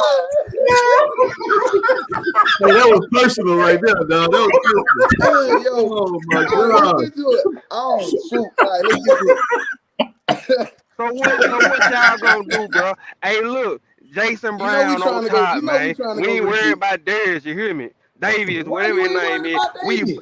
We busting him up. You hear me? Why you feel like that? Because that's what it is. What I'm saying, though, Sir Retro, why you feel like that towards us? I'm going to interpret it. What he's saying is that North Carolina Central is bound to repeat, and so is Jackson State. We're gonna run it back. I'm looking forward to it. We're gonna run it back. This year we're gonna run it back with a full squad. We ain't gonna have nobody that done ran off because here we go. I never made that excuse. I never did. All right. I said that we should have never went for 2. That's all I said. Okay. We should never went for 2. That's fair. That's all I said. If we wouldn't have went for 2, that touchdown Travis Hunt would have been game winner touchdown. But that's neither here nor there. It wouldn't be a game winner.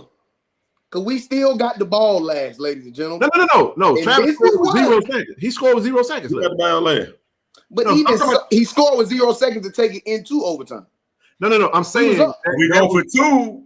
That's a win. It was 27-28, I think it was. It was 26-28. He should have just kicked the field goal and just let it be 27-28 because y'all went right down the field and scored again. When Travis had scored, so now we down 7, which we would have been only down 6. Go back and watch it. I promise you. Hold on. Because I think y'all got y'all numbers off. No, sir. No, sir. I swear to you. Man.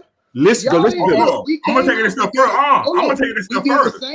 We did the same thing in the first and the second half. It was the same. No. We jump out 10. We jump out 10 nothing in the first half. We jump out 10 nothing in the second half. Y'all scored 2 touchdowns to respond. We scored a touchdown to respond. Then we go to overtime. That's how it went. Nuh-uh. We went for 2 one time. And then I've been saying this I started saying this before the first game. Didn't I, Ken? I said it's gonna come back and bite us in the ass because he go for 2 and he ain't got no business going for 2. He did the same thing against this game. If we don't go for 2, listen to me. So you think if y'all don't go for 2, y'all still beat us? No. Listen to me. We saying hypothetically if everything played out the same. If we don't go for 2, no, just from the numbers alone, we wound up tying the game because we was down 7. Right. Where we only would have been down 6. Okay, I see what you're saying now. Okay. That's all I'm saying. I'm saying we should have never went for 2. I got you. Because we didn't get it for 1. That's all I'm saying. I got you. But we still would have beat y'all. No. Are you supposed to say that though? You absolutely supposed to say that. Listen, you give Davius Richard the ball to finish the game. He wouldn't have had it. In any situation. He wouldn't have had it. Well, no, what we're saying is if everything stayed this is what we said. 0 seconds. Though we saying when Travis caught that touchdown, the game would have been over. Oh no. And then we got the did we have to go? No, we kicked the field goal to tie the game up. Y'all kicked the field goal to tie the game up. That's what we would have been down. To be fair, if JSU just played zone and stuck with the zone, that's the game. That road right there. Y'all know that's the truth, man. Here we go. I'm gonna run it down. You got a couple DBs in the chat. I don't know what they want to hear. Third quarter. All right, here we go. Third quarter. We come out, go up 23-21. Then we came back, kicked another field goal, go up 26-21. That's the point. Y'all down 5. Then y'all come back. Travis Hunter, 18-yard touchdown from Shador Sanders. Failed 2-point conversion. Y'all up 20. That's that right there. So y'all saying instead go up 28-26. Yeah, if he kicked the field goal right there instead of trying to go up 3, go 28-26. But what y'all got to keep in mind is if y'all up 28-26, we are going for 2. We're gonna go for 2 in that situation. Y'all got to remember now, and this is what we have been doing. We have been doing that all season. That's a good point. That's a good point. That's actually a good point. That's a good point. I didn't think about it though. So you're absolutely right. When y'all scored again, y'all would have been up 5. Yeah. So instead, perfect. And then we would have went for 2. Yeah, that's what I'm saying. That makes sense. That's fair. So either way, I think we going to overtime. Either way, y'all gonna put that ball in Davius Richard's hands. With that part right there, we ain't worried about. I hold it, Michelle. I had my first day in the gym today. I got my butt whooped. But how you doing? How you doing, sis? I'm doing fine. Hey, everybody. Hey, you come down. I'm over looking in this chat.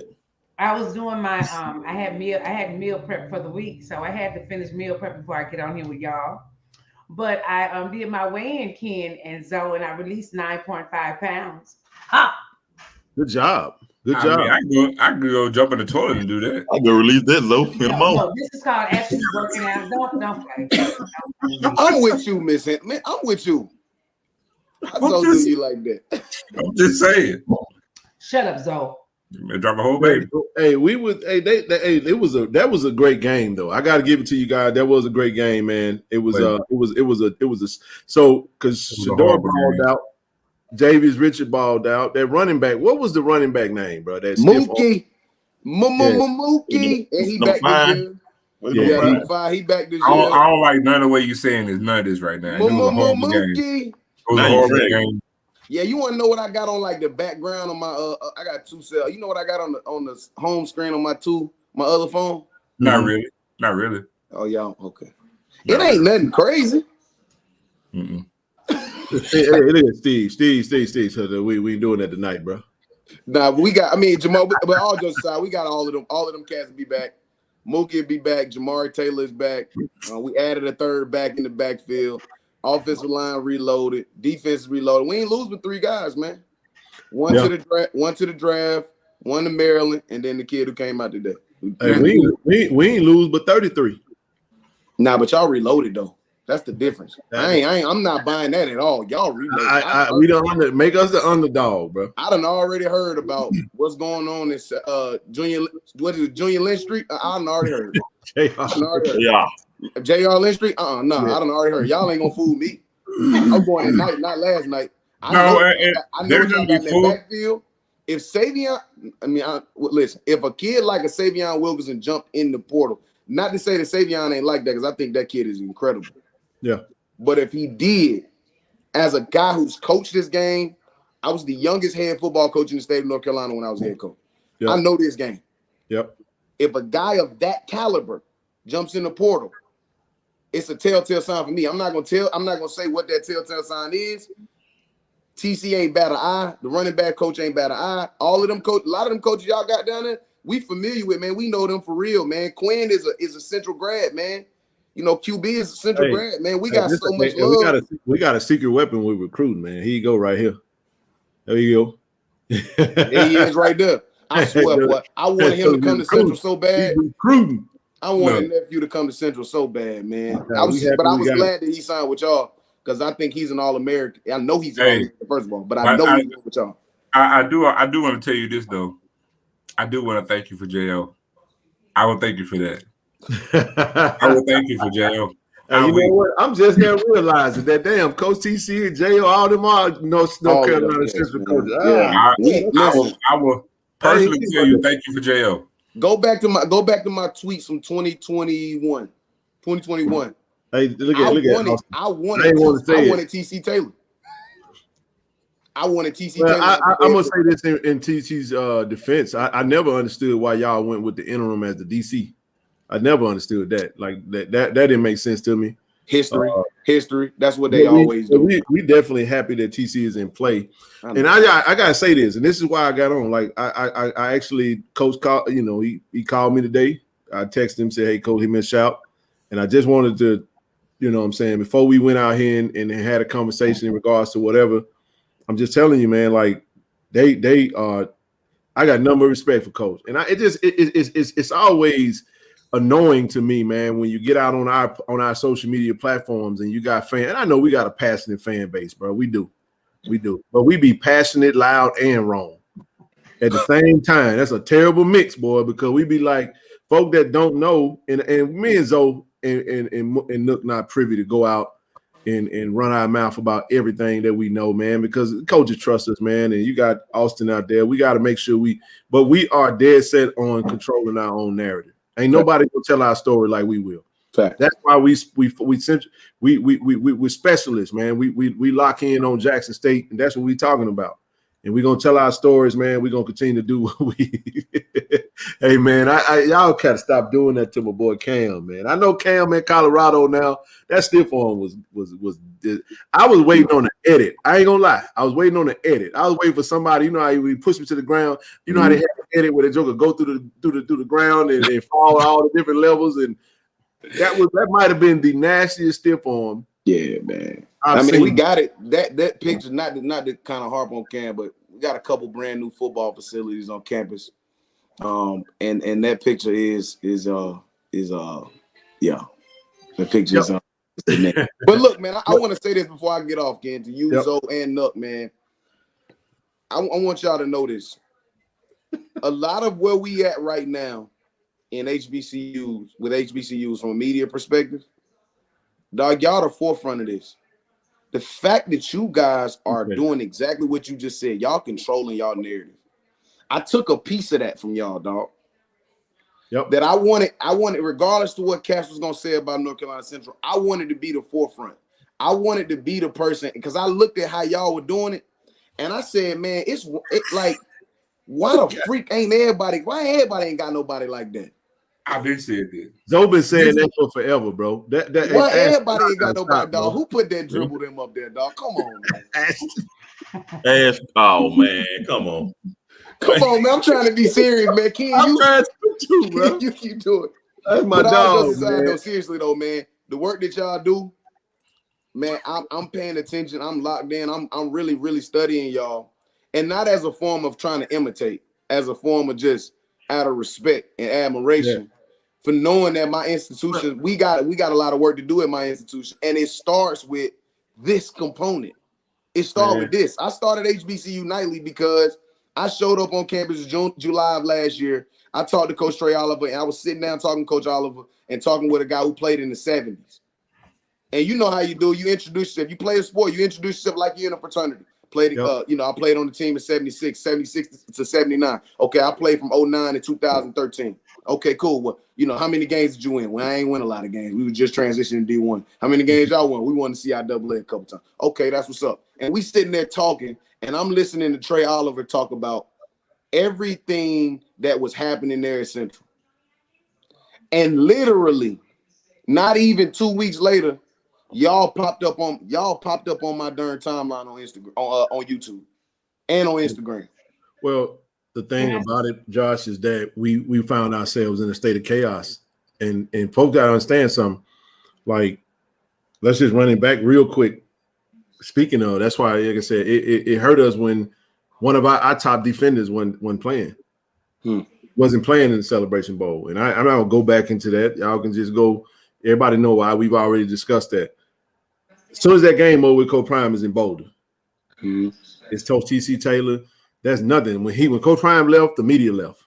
And it's painful when you got to sit there, know the truth, and see people take these false narratives, this misinformation, know who leaked it, know who did it, question whether or not you should say something.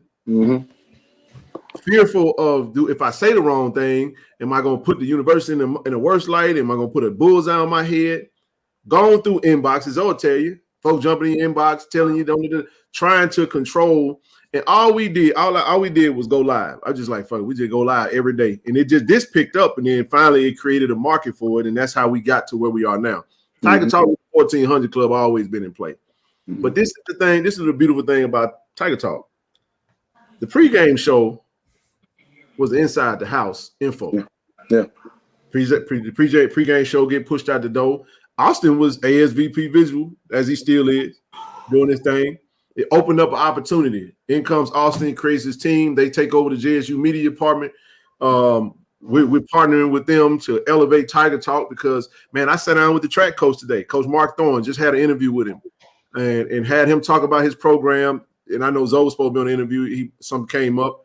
We're gonna be in Houston this weekend covering the track team because our mission is when we're on these platforms, we talk about football, basketball, and then these other coaches are seeing and they like, well, shucks, we want some love too. So it's our mission, bro, to make sure when you talk to a coach who's recruiting from Trinidad and Tobago, you know what I'm saying, Barbados, and all these national, all over the globe, to take a track athlete, give them a platform. He already got us our credentials. He's like, well, Ken, they win a gold medal. It'll be cool if y'all was ready to do an interview. I said, well, shock diggity, coach, we're going to be right there waiting on you. Soon as they get ready to put their medal, we're going to be right there, and we're going to try to give our alums something that they ain't never seen before. But the reason why we come to the people, and this woman right here is a big, big, big part of why I'm able to come out here publicly and ask and say, y'all know what? We need X, Y, Z. We ain't got the funds. And then it started with the NFLPA Collegiate Bowl. I live out here, so I'm saying we paid for Austin to come out here and get out here and cover it, and y'all saw the work, and it just picked up, man. And then even at the scoffing of others it was some obstacles. But you're looking at two of the brothers, me and Zoe, determined to continue. We don't give Zoe how much shit have we had to endure because of coming on this screen. Folk talking about it's all about Ken.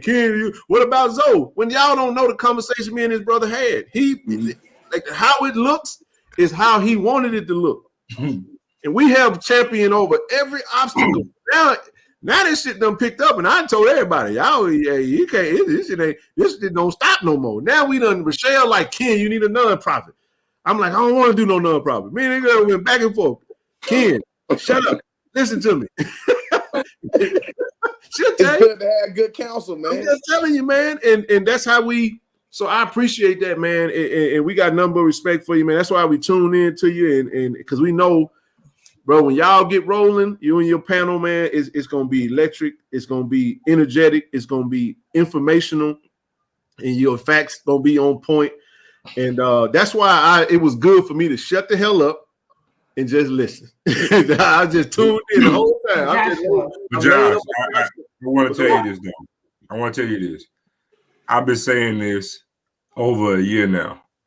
I was like, there is no excuse for every single program not to be doing what we're doing. And at first, I was talking about Tiger Talk, right? And I was like, Prairie View got their own thing now, and Alabama A&M, they got theirs now. I'm like, I was like, who? What is it? From the Hill? Yeah, on the Hill.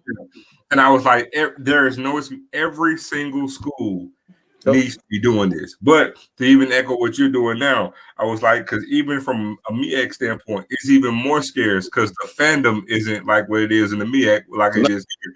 But I'm like, bro, we need to have it because see, in my vision, the way I see it, and I ain't got no problem saying it, I really felt like, let's just say, for example, if every school had their own podcast, right? And I mean every D1 HBCU, right? Yeah. Had their own podcast and then had something where they had a social media platform going live like what me and Ken did right now. I can actually see now because you have all that, now you have something where you can segue to have some type of HBCU network. You know what I'm saying? Yep. And then you have other programming with it. And it's just like you have not because you ask not, but it's like ain't no foot soldiers out here putting the work in. Because the way Ken and I see it is, instead of griping about what we don't have, we say it all the time. If you sit there and say, man, we don't have this, well, hell, you do it. And that's what we did. We grabbed the bull by the horns. And so we're trying to be a template. Not saying you got to do exactly like we do, but basically a template in the same. Nah, but you need a template. You need a template to be able to know, even if it ain't, you ain't got to follow it hook, line, and sinker. We can do what they doing. You know what I'm saying? And I'm like, every school should be doing this, bro. And it ain't imitation as much as it is just utilizing best practices. We all work in industry. You have industry best practices. When I go into an industry, and I've worked my entire life, whether it's founding companies or working in Fortune 500 companies, at the end of the day, you have industry best standards and practices. When I wanted to come into this industry, I had to look at who was doing the best practices. I had to look at y'all. I had to look at Dr. Cavill. I had to look at other cats. I'm like, man, they doing that right. So S class, Rochelle, I'm on. Let me address this real quick. Yes, we did have Tiger Talk did. Tiger Talk didn't have the hype. This came as a result of Deion's departure. Like it really did. It really elevated from that standpoint because what y'all like to do, and I don't know if this is where you're coming from, but what people like to do is people always like to talk about how we elevated from Deion, but nobody ever wants to give credit to the little old HBCU small school that was a blessing to him. Now I know he said it one time on one of the platforms, but I'm just trying to tell y'all, we had to get active. I don't want to hear nobody talking about Jackson State done elevated this because of Prime, because Coach Prime successfully dismantled what he built. Hey, whoever made that comment, I want to challenge you. Go look at Tiger Talk, the 1400 Club. We almost 400 episodes in. That's a fact. That's a fact. Pause real quick, Rochelle. I want you to jump in. Go ahead. Okay, so Mr. Joshua, you said something, but this is a thing, and I think it's the mentality of Black people, is that what we're doing is not new. We just did it new for HBCUs. The Bible said there is nothing new under the sun. Amen. It is nothing. It would be selfish. The problem with Black people is that it would be selfish of us to not want to share, because what we do in the Jackson State, they have absolutely nothing to do with your school. And every HBCU needs to tell their own story, because truth be told, all these wannabe podcasters are making money off of us. I'm tired of people making money off of Black folk, even if they're other Black people, because we had no one to share our story. Well, so when you said definitely it will work, because you know what, the same thing that we're doing, I'm quite sure your school wants to do the same thing, to have a place that they can come together and have a conversation about their school. And this is all we're doing. Yeah. Well, I think one thing, because one of the conversations we oftentimes talk about is FCS to FBS elevation, right? And we always talk about TV contracts and money.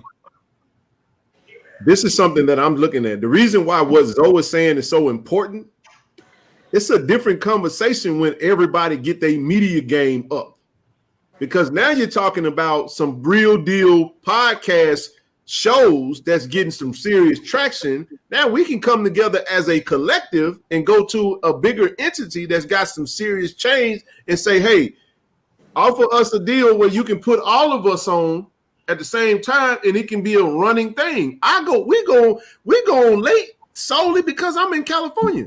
Yep. I'm on the West Coast. So it's 7 p.m. Pacific Standard Time. That means, Josh, when I be in Atlanta, it's 10 p.m. When I'm in Jackson, it's 9 p.m. And it is a sacrifice. So it is. But real quick, Dawson, I'm going to come back to your point because there's a way that coaches could do this, but you got to go back to what Prime said. Prime had a great formula, y'all. I'm telling you, he did.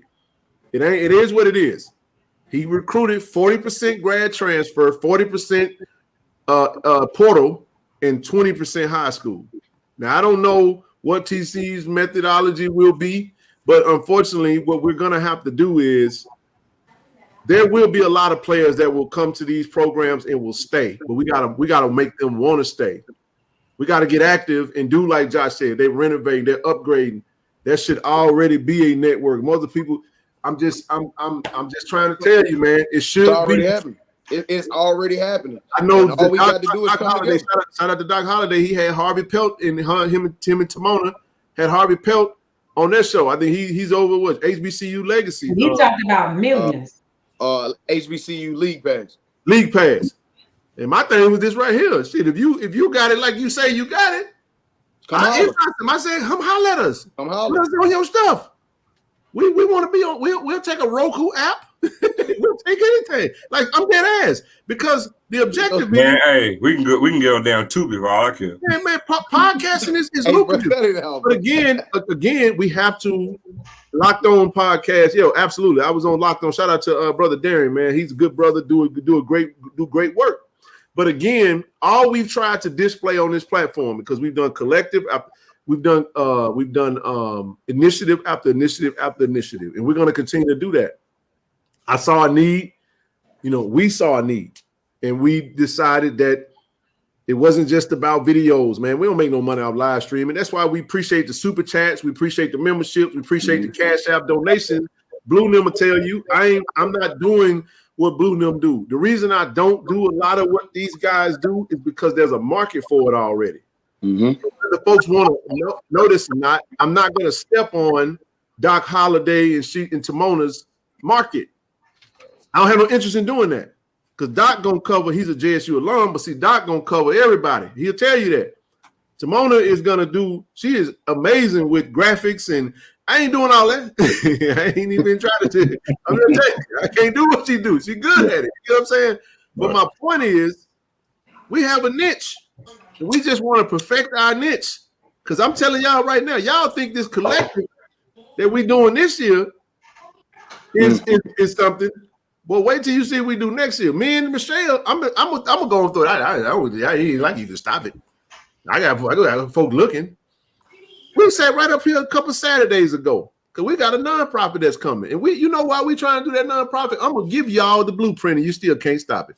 The objective of the nonprofit is to do a collective. That's what it's for. So if I go to a business, Josh, and say, business A, we need investors to put money back into the hands of Jackson State University. I don't have to worry about where those funds are going, because you know what I can say? What do we need? Because see, sometimes, we got sometimes, listen, I'm going to be real, bro. I'm transparent. We have had some bad things transpire at our university that we ain't proud of. I told you, HBCUs are the only place where the sins of one person got to sit at the front door of everybody. We got the bad sins of everybody. Now, I've seen you on Twitter talking about defending this blanketed HBCU stuff. Yeah. But here's the thing. Some of them folk that be over there at them schoolhouses be like that cousin that you can't trust. That keep coming up to you, asking you for money. You say, "Hello, what you need, bro? I ain't gonna give you the money, but I'll go buy it." Now, all of a sudden, your attitude changed because you say you home and I'm gonna go buy the food instead of giving you the money. You wanted the money. Oh no, I'm gonna go get it. I thought you said what you was you hungry. need? I was gonna go get you a 4 for 4, but you ain't want them. You ain't home. You just want $10, so you go do something else. Yeah, that's my point. So what we doing is we just basically saying we getting active in ways that ain't necessarily, it is what it is. We ain't trying to step on no toes, but that's why we want to operate as an isolated entity. We ain't stepping on national alumni. We ain't stepping on no boosters, no none of that. And it keep the bull junk when you do it that way. It keep the bull junk out the way. It's a no nonsense situation when you do it that way. What the hell? Cuz, why are you asking me this? Yes, I'm great. That's my cousin, y'all. What's wrong with you? You must not have answered the phone for Auntie on Sunday. I don't know what she's talking about. I done said my whole government on Twitter. She said my whole name. Well, she said that because her dad named me. I'm gonna give her a shout out. All right, cuz, leave me alone. She got named twice. Sure. Yeah, I ain't even gonna say her government name. She is long and Nigerian, man. You know what I'm saying? So it's all good. No. But no. The point I'm saying is a piece of hair grease. Boy, you crazy, boy. No, the point is, man, we're trying to figure out ways to get active, because one thing that's not going away is NILs. Fact. It's gonna change though. In these rooms, y'all, it's gonna look different. It's gonna look real different. Hey, evolve or die. Evolve or die. Get active, man. Look real different. These companies, and we'll talk about it. It's gonna look different. Be ready to adjust. I would go. No, let me tell you why she asked me this. So when we had these players hit the portal, every time somebody hit the portal, I get to tell me, "Cuz, what's going on, cuz? What's going on? Why he do that for? What he leave for? What's going on?" I said, and you know what I said? Ain't nothing going on. Just college football. What you want me to say? Stay in the game. I'm gonna get on in. I'm gonna get in there. I'm gonna tag everybody. I'm gonna tag the NFL. I said, it's 32 teams. You make sure you tag all of them. Have fun. Is this another relative, brother Bakari? No. Oh, okay. Yeah, he know what it is. That's actually correct. Igbo. Oh, okay. Igbo, but no, let's move on. But no. All I was trying to say was that we appreciate the shout out, man. We really trying to we put some things in place. This is what we doing. What we really hope to do is we hope to inspire others, man, to get active. You know what I'm saying? Now, in regards to NIL stuff that we're forecasting in our brain as to what we want to do, man, we call it class citizenship NIL, bro. Let me tell you what I mean by that. Class is an acronym, bro, because these are the things that we're gonna be looking for going forward in 2024. C is that CLASS. The C stands for character, man. You got to have good character. L is leadership. You got to be a good leader. A, attitude. You got to have the right attitude. The S is for service. You got to be a good in the community, right? The last one, that last S is schoolwork. So all that shit gonna have parameters, bro. You got to make sure your GPA is on legit. You can't be out here, no crimes against women. You can't be breaking laws, doing dumb stuff. You know what I'm saying? And that's what we building right now, bro. We building something that's unbreakable. It's a standard, man. That's what we trying to do. I ain't no expert at none of this. I got this sister right here that's giving me the game, man. You know what I'm saying? She took the lead on it, bro. We almost at 501c3 status, bro. And it's gonna be, and we're gonna take the rest of this year when it's active and spend the rest of this year. I'm a salesman by nature, man. I have a great life because of my ability to sell and do all that. Drop the link for the players if possible. Players ain't coming up here tonight. Y'all don't need to hear from them. They can't come on the stream. We good on that. Y'all just talk to them in the chat, entertain them, have a good time. We bring the players up for interviews, and we'll do that in a different form. But shut up, Zoe. That's what that. I'm gonna make a shirt out of that. But yeah. But no, that's the and then hey y'all stand by. We got a players only Tiger Talk episode coming up soon, led by Mr. Jency Riley. And we're gonna who you want to be? Well, hell, they don't have to be no leader. Who we want to lead this time? We won't get. Let's see. We'll get Isaias. The book of Isaias. Book of Isaias. Jason and whatchamacallit. He said Ken running from the smoke. You bring your butt up here. We need a video while you talking. I'm telling you, where my interview at, bro? The interview's supposed to have been out before. I need that Justin Reagan interview. I need that CJ Holmes interview. I need that Darren Williams interview. All them interviews supposed to have been out before the damn draft. The draft done come and went. Everybody got undrafted free agent contracts, and they where they gonna be at. And I still ain't got no interview. Lord have mercy. See now y'all jumping on Austin. Now I'm going. Y'all jumping on Austin like that. Hold on, Josh. Before you go, man, tell everybody where they can find you, where they can reach you at, man. Oh yeah, man. HBCU Nightly on Twitter. At HBCU Nightly on Twitter every Monday, Wednesday, Friday. Mostly Wednesdays right now with it being off season, 10 p.m. Eastern Standard Time to midnight. You're more than welcome, man. We are having an amazing time, man. Thank you for that. Okay, we're having an amazing time on HBCU Nightly. And man, shoot me a link, man. Anybody, man. If you guys get on the show, listen, check us out. Feel more than welcome to go back and listen to all of the shows. They are recorded. You'll see them right at the top. We'll be on episode 46 this week. So, man, looking forward to it, man. I really, really appreciate y'all. Hey, man, y'all rock with him, man. It's a good brother, man. Y'all rock with him. Appreciate man, y'all, we gonna y'all heard it here first. September 30th, man. We come to the Bull, baby. Versus North Carolina Central. Oh man, I'm excited, bro. And we gonna be walking into that game 4-0 too, y'all. 4-0. Who y'all got first 4 games before you go? Real quick. Winston-Salem State.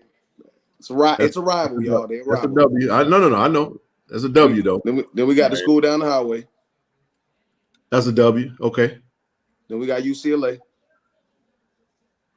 Man, I wish I could go to that game. That's a I wish I could go to that game. I ain't gonna change your mind. I think you might be worse than me. If y'all just knew what I knew, oh my God. Listen, and UCLA ain't even like that, y'all. So I'm not really too.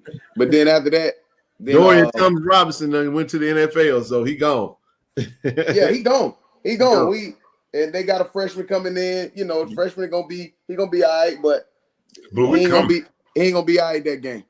You got 6'4", 225 back there, quarterback with a running back game all the way in the backfield, a full running back game, offensive line and reloaded. Defense, we brought back every single person on the defense. Everybody. From defensive line, the linebackers, the DBs to the depth. We brought everybody. Hold on. So if y'all write everything out there, what that scoring average is gonna be on the defense this year? On our defense? Yeah. Mm-hmm. Yeah. I want to document this right now. I want to document this right now. Yeah, we might give up 16.5. We might give up 16.5. That ain't bad. We might. I mean, and I'm being generous because school down the highway might not score. We probably gonna beat them by 40 for real. At their house, and we in East Greensboro, so we definitely gonna be. I'm gonna tell you something, dog. I mean this. What day y'all play them, bro? I think they're gonna who the school down the highway? Yeah, the 9th. Oh yeah, we'll be in East Greensboro. We'll be in the whooping we gonna put on them. We'll be in Miami that week. Oh no, San Marcos. No, we'll be in San Marcos 16. We'll be in Baton Rouge. Nah, we'll be in the other school. Y'all be in Baton Rouge. Oh my God! Hey, I think they're gonna regress though, Josh. I think the phone company gonna regress this year. Oh, they already, but they know that, Zoe. They know that. They know AT&T. They know. Listen. I'm serious. Listen. They know. They about 2-3 years away from just being able to compete again against us at least. They 2-3 years away. And really by the time they get there, we'll be so reloaded that it ain't even gonna be worth having a conversation about. So we're gonna beat them by 40. Who y'all got after UCLA? I believe after UCLA we got not a Division II school. We got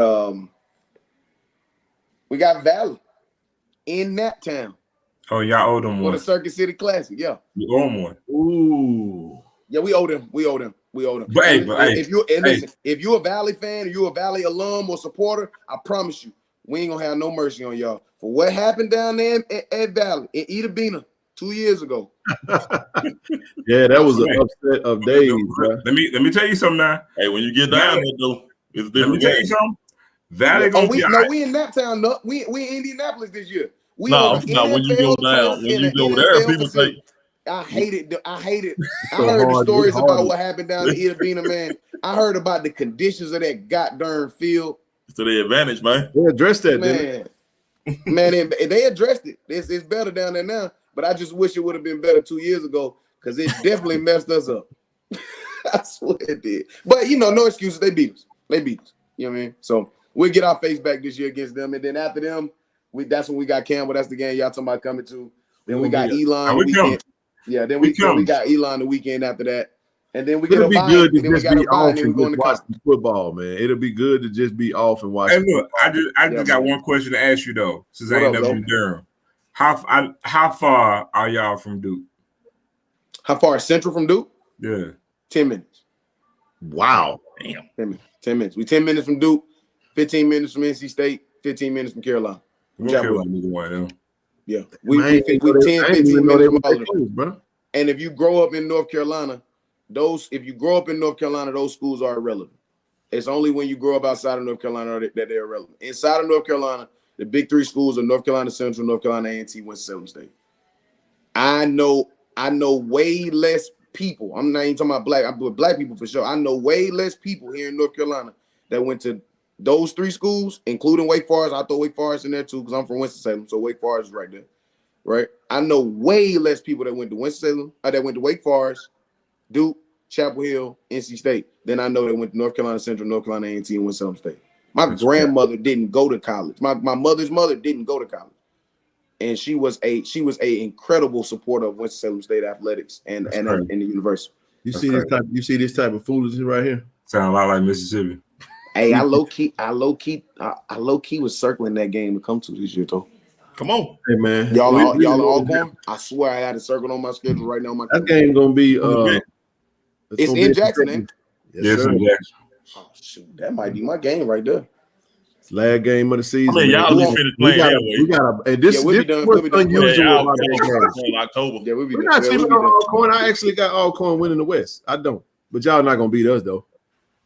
Just saying.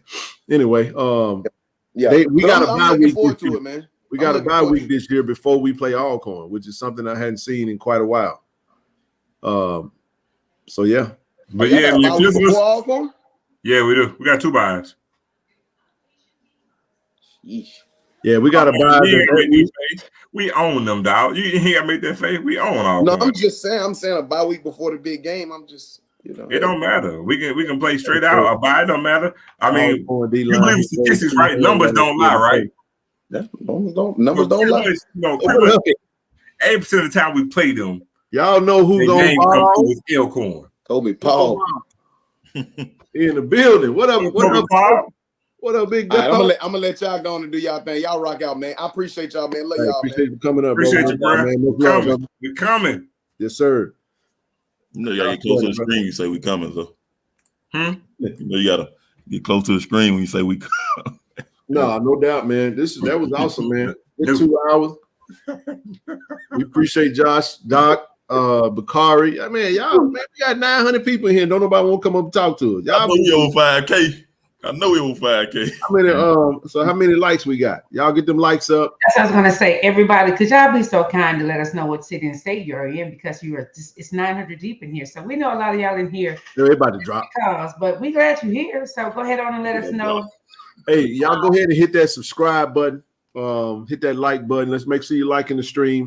You see that ticker at the bottom, y'all, right? We got some things we need to take care of, so I need y'all to go ahead and hit that Cash App, that PayPal, that Zelle, whatever you offer, whatever you got. Let me put something on it. Ken, how was your birthday? It was great. It was. I had a great Friday night. Obviously, got that +1. What +1? What you talking about? You 41. But I keep forgetting with them. I'm sorry, bro. Willie, what's up? WT, what's good, brother? What's going on, man? Not much. So, first of all, I just want to say, I want to thank all the players that are in the chat right now for sticking with TC. I can't tell you how much that means to this family, in the chat, to the program, to the school. You guys, man, it's everything. So I just want to say thank you for that, first of all. And then to specifically Jency, I think you got my message on Twitter, man.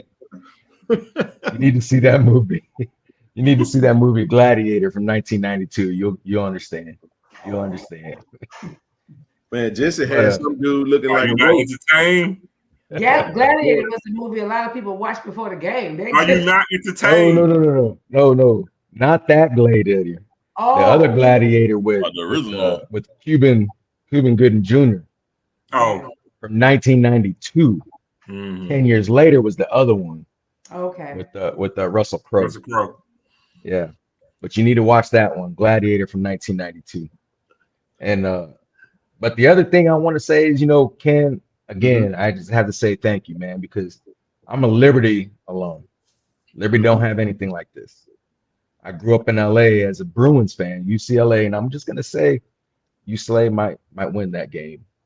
I'm just gonna say that right there for North Carolina State, but Okay. I'm not gonna go there. But UCLA doesn't even have a channel like this, so for you to spearhead something like this is something special. And as you can see, what other people are talking about, other HBCUs are following suit. And so when it comes to the draft, yes, one person got drafted this last draft. And I saw other comments about Colorado not having draft picks, but you have to remember that Prime wasn't there yet. No. Prime had 2 draft picks in 2 years. So let's see what happens next year. But even more to the point is what you asked earlier, Ken, was like, when's the log jams going to clear up? I don't think it's going to clear up until after 2025. Yeah. Because now a lot of the freshmen are now seniors, right? Or grad transfers this year. So after this year, 2023, we'll have another draft, and then we'll have one more, and I think that's when the logjam will clear up, and you'll see somewhat back to normalcy. But the other point I want to make too is, ever since the draft went to 7 rounds in the early 90s, big money started coming in the early 80s for the different schools, and then the SEC signed that $20 million deal for networks. From there, it's been a downhill for Group of Fives and FCS schools for draft picks.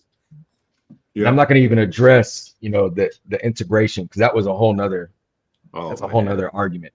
But since the modern times, the TV deals ruined everything. And then now you add on NIL, and you got kids who are just looking for the money today. Yeah. That's it. They're not looking towards the future. They're not looking towards their opportunity. They're not even looking towards support. They just want the money today. And we've witnessed that, in the last 2-3 weeks. Yep. That is a fact. And you know what? It's not going to go away. But the thing about it, though, is that the only thing I wanted to take from this, and I told Zoe that I'll say it this way: some of our errors in this new era is going to be the chaos, Rochelle, that propels us into a more structured tomorrow. So what that means is whatever we do collectively is going to be structured the right way. It's going to be done in a capacity to where it limits the risk. There is no risk involved. Everybody's squared away, and we're all good. So it's a learning curve for all of us, man. Hey, listen, I wanted this as a student athlete that was broke playing basketball in 2000 to 2020. 2002. Brother Trent, what's up, baby? How we doing today? Hey, you got it, man. What's going on?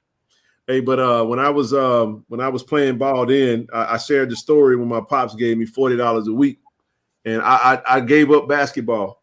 I really did, because I was tired of being broke. And I was like, I got, for those that, my family grew when I was in college. Let me say it that way. I started a family when I was a sophomore in college, and I just was like, forget that, man. I ain't going to the league, man. Let me just go to work. So if I would have been playing in an era where there is an NIL opportunity, man, listen, I would have absolutely taken advantage of it. But then again, still, what comes with that is this, like, let me say it this way. HBCUs don't have the money that some of these PWIs have. But to be able to provide something to our student athletes, and they get everything that they get from an HBCU, see, it's already enticing just without bread alone. Just going, being a part of the culture, playing for your people, being around your people. Then at Jackson State, you playing in front of the biggest FCS crowd that's doing numbers that's on par for FBS school or PWI, whatever. But to couple that with some opportunities. So that's why I was trying to employ those that are local. Hey, if you were getting active when Coach Prime was here, man, get that same energy to TC. TC one our own. You understand? I know he ain't no celebrity like Deion Sanders, but hell, who is? You know what I'm saying? Deion Sanders, he's a big name, bro. So it's very hard to reach that status, man. I told y'all, that dude is a Mount Rushmore of football. You know what I'm saying? So, and not just that, but who's a greater marketer than that dude that I've ever seen from an athletic standpoint? I've never seen an athlete sustain himself. And if y'all remember this, the pregame show did an interview with Troy Aikman during the spring of 2021. And Troy Aikman said he marvels at the fact that Deion Sanders has been able to stay relevant in this new age, this new era, still have that moniker of prime time resonate through households with kids that wasn't even alive when this man was doing what he was doing. So that tells you, look at what he's doing in Colorado. Look at what he did for Jackson State. But my point is, it's disingenuous, bro. Like, you're a clout chaser if you only did it for him and didn't get nothing in return. You might have got some tickets, you might have had access, whatever. But now all of a sudden, because Kaylin was in the chat, she'll tell you, you got car dealerships in the city that you could have got anything you wanted for 2 years. The answer was yes in relation to Jackson State football. But now all of a sudden, it's like, we ain't interested in doing that.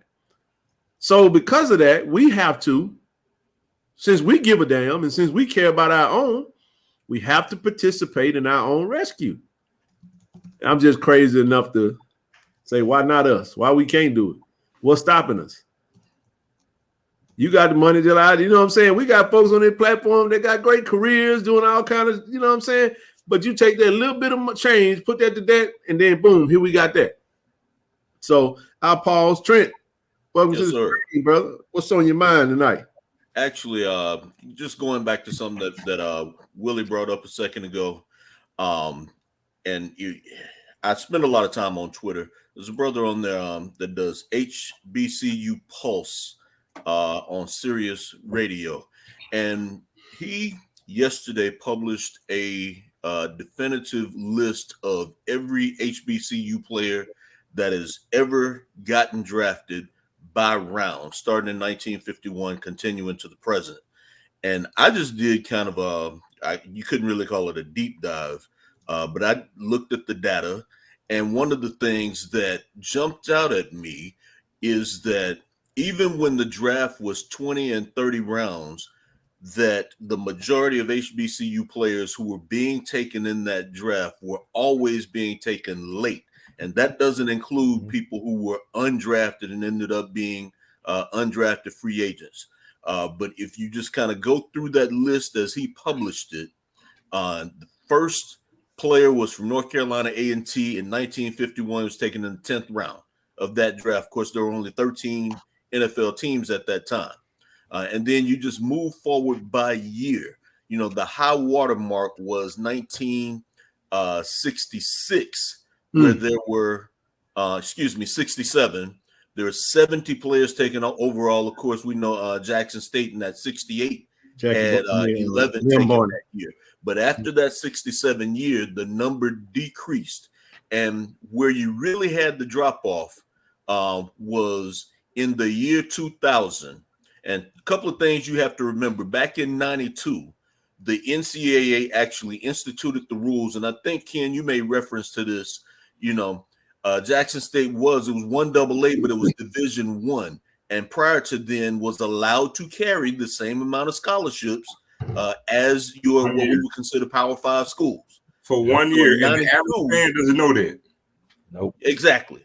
So in 92, instead of being able to offer 85 scholarships, Now, as an FCS school, you can only offer 63, but your FBS schools can still offer 85 scholarships, which was actually a bit of a but you have to add, we offer 63 scholarships, but we can go 63 to split to 85. We can. We can get partial scholarships. But they tried to reduce it down to 45. What? And yes, they did. They did. So there, we actually documented that with the Big Four meeting at Jackson State with W.C. Gordon was our AD at the time. You had the AD of Family and Southern. Marino. And they were making plans to be able to exist on Division I level with that number. They were making plans. Watch this. Here's the funny part. They made plans to jump to Division I as a threat. As a threat now to not reduce scholarships. So the NCAA board, the board they meet every year like they do now, they got together and they said, you know what? Instead of having them move up to Division I status in football, because it was still 1AA at the time, instead of having them move up to Division I, we'll go ahead and not reduce their scholarships. And that was on the basis of the 4 HBCU coaches getting together and doing, or athletic directors, and making those plans. So there was a question that was posed: well, can you support these amount of scholarship? Well, W.C. Gordon said, hell, we already doing it. We did 95 one year, so we're already doing that. You know what I mean? And we actually did a Tiger Talk episode on that. We got to come in. I'm gonna drop that on the channel tomorrow. I'm gonna go back and get that commentary. Thank you, Brother Trent. We're gonna let you finish. But Marinate on that though. A threat. Yeah, I'm gonna grab a snippet of that show that we did, and we're gonna post it on the stream. I'm sure Corey don't mind, but it's gonna be in context. So we're gonna pick up what you just talked about. I want you to finish because we're gonna cut this out. Go ahead. Sure. Well, the other thing that is of note is that after the year 2000, we never had more than 4 players from all the HBCUs collectively. Wow. So you've gone from a situation where in the late 60s you were having 70, I think in 76 there were 45 players taken from HBCUs.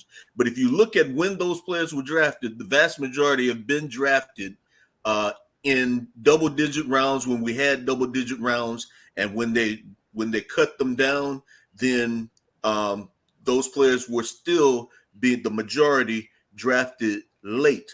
And what you have to realize is that the NFL Players Association negotiated for those shorter rounds because they were trying to protect their veterans.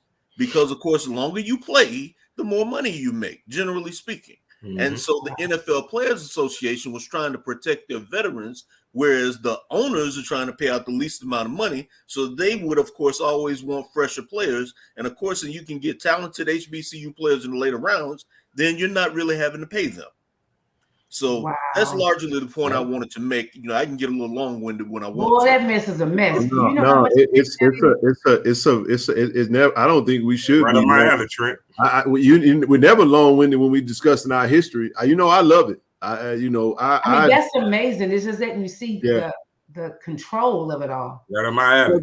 There's a method to the madness now, without question. You know what I'm saying? So. I don't know. You were saying about the Players Association, but I just thought it was rather ironic that, you know what I mean, for us, we had our last 2 players actually played in the Players Association NFLPA Bowl, Collegiate Bowl. You know what I mean? So ain't that nothing? Well, it just goes to show like why those bowls are important. You go out there and make an impact. And we sat there and saw Zay Bolden getting, and I mentioned it on the interview that we did on Tiger Talk. I mean, he made a name for himself out there. He did. You can't teach 4-3. Hey, but you want to know what's crazy though? What's that? At the pro day, the Patriots had a scout and position coach there. The Patriots coach was talking to him when he was talking to me after the game, or either before something. I think it might have been a practice. He the Patriots coach, the scout came and he was like, give me just a second. He stepped over when to talk to him. We waited on him. We was like, what team is that? He was like, oh, that's the Patriots. They were asking him, how you good? Asked him a lot of questions. So he always felt like the Patriots was big on him.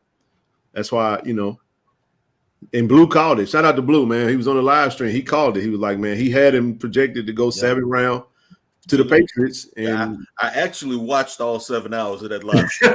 hey, man, it was an easy 7 for me because I do it every single year. Just so happened that it was on my birthday. And somebody said, man, they didn't want to listen to me on the HBCU. That was amazing to me to see all y'all doing that. Everybody was on this live stream together, and y'all was so serious. I was like, oh my God. Yeah, hey, listen. Hey, we all took breaks. We got something to eat. Hey, man, it ain't all that work. I didn't even sleep. I had to check out our work. Yeah, they were with paper, pen. It was crazy. I was like, oh my. But everybody was staying on. That's what I think that tickled me trip most is how many people they had watching together. Toward the end, it started building up, which was cool about it. You know what I'm saying? So I was like, it didn't make me no difference because I do it every year. I would sit there and say I'm hours. I don't care, who in the house, don't bother me.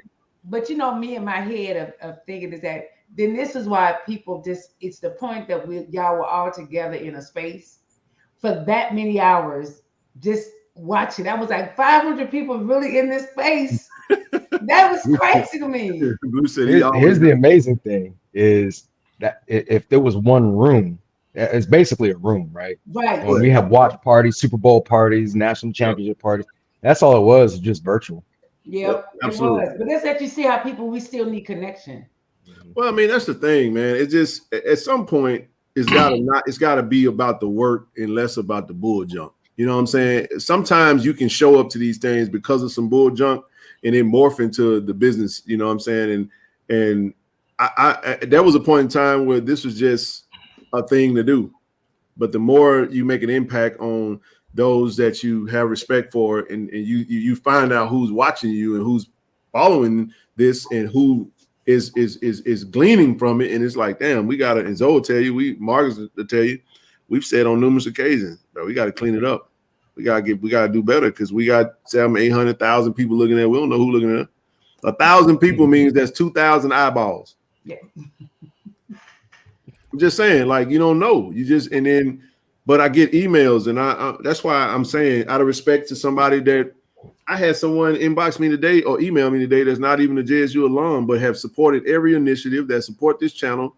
That this channel is very important, but they don't like the trolling. They don't like these folks in the chat that's taking up. That's why I was just like, you know what? I'll just zap them. They can still watch, but they just can't talk no more. Okay. You know what I'm saying? So I got relatives didn't go to Jackson State, but got all the Jackson State gear at every tailgate, in every game, as paying admission, but they didn't attend. I got one cousin got out of high school, went to the Army, never went to college at all, but he married a JSU alum, and he's JSU. He got two things in his life: Jackson State and the Pittsburgh Steelers. Well, that's how it was for me, man. Like this thing when Prime came, Zoe made the best point probably of it all. And Zoe, I know he hadn't mentioned this, but he's gonna be spending some time with reporter from the and I'll let Zoe, you can touch on that. The Washington Post doing a big story on Coach Prime's tenure at Jackson State. So Zoe gets to spend a day with him, I think on Wednesday. Talk to him today. He's already spent the reporter already went to Colorado and so I'm gonna see this done. I'm gonna let him touch on that. But my point is, like one of the things we realized is, like I said, when we started doing this, like I said, things started to take shape because I know C. Lee was on here. But the biggest thing was this: we're looking around, we're reading the room, we're like, everybody's talking about Jack State. Everybody. If it's important with the misinformation that went out and really made us feel some type of way, right? I was like, it's important that we tell our own story. Jackson State has to get the Jackson State story right. We have to control that. So shame on you if you go and run somewhere else and try to get information about Jackson State. They may get it right. They may be 80% right.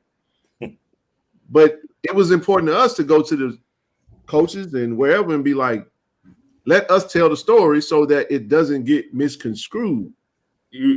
I'm gonna say this, man, to that because you just said something, right? And to add on what you just said, it resonated. So I interviewed with the writer today. We sat up for about 45 minutes, and so the guy never been to Jackson. Was familiar with the name Jackson State because of Walter Payton, but outside of that, just the only thing he has would realize it was when Deion Sanders came to coach.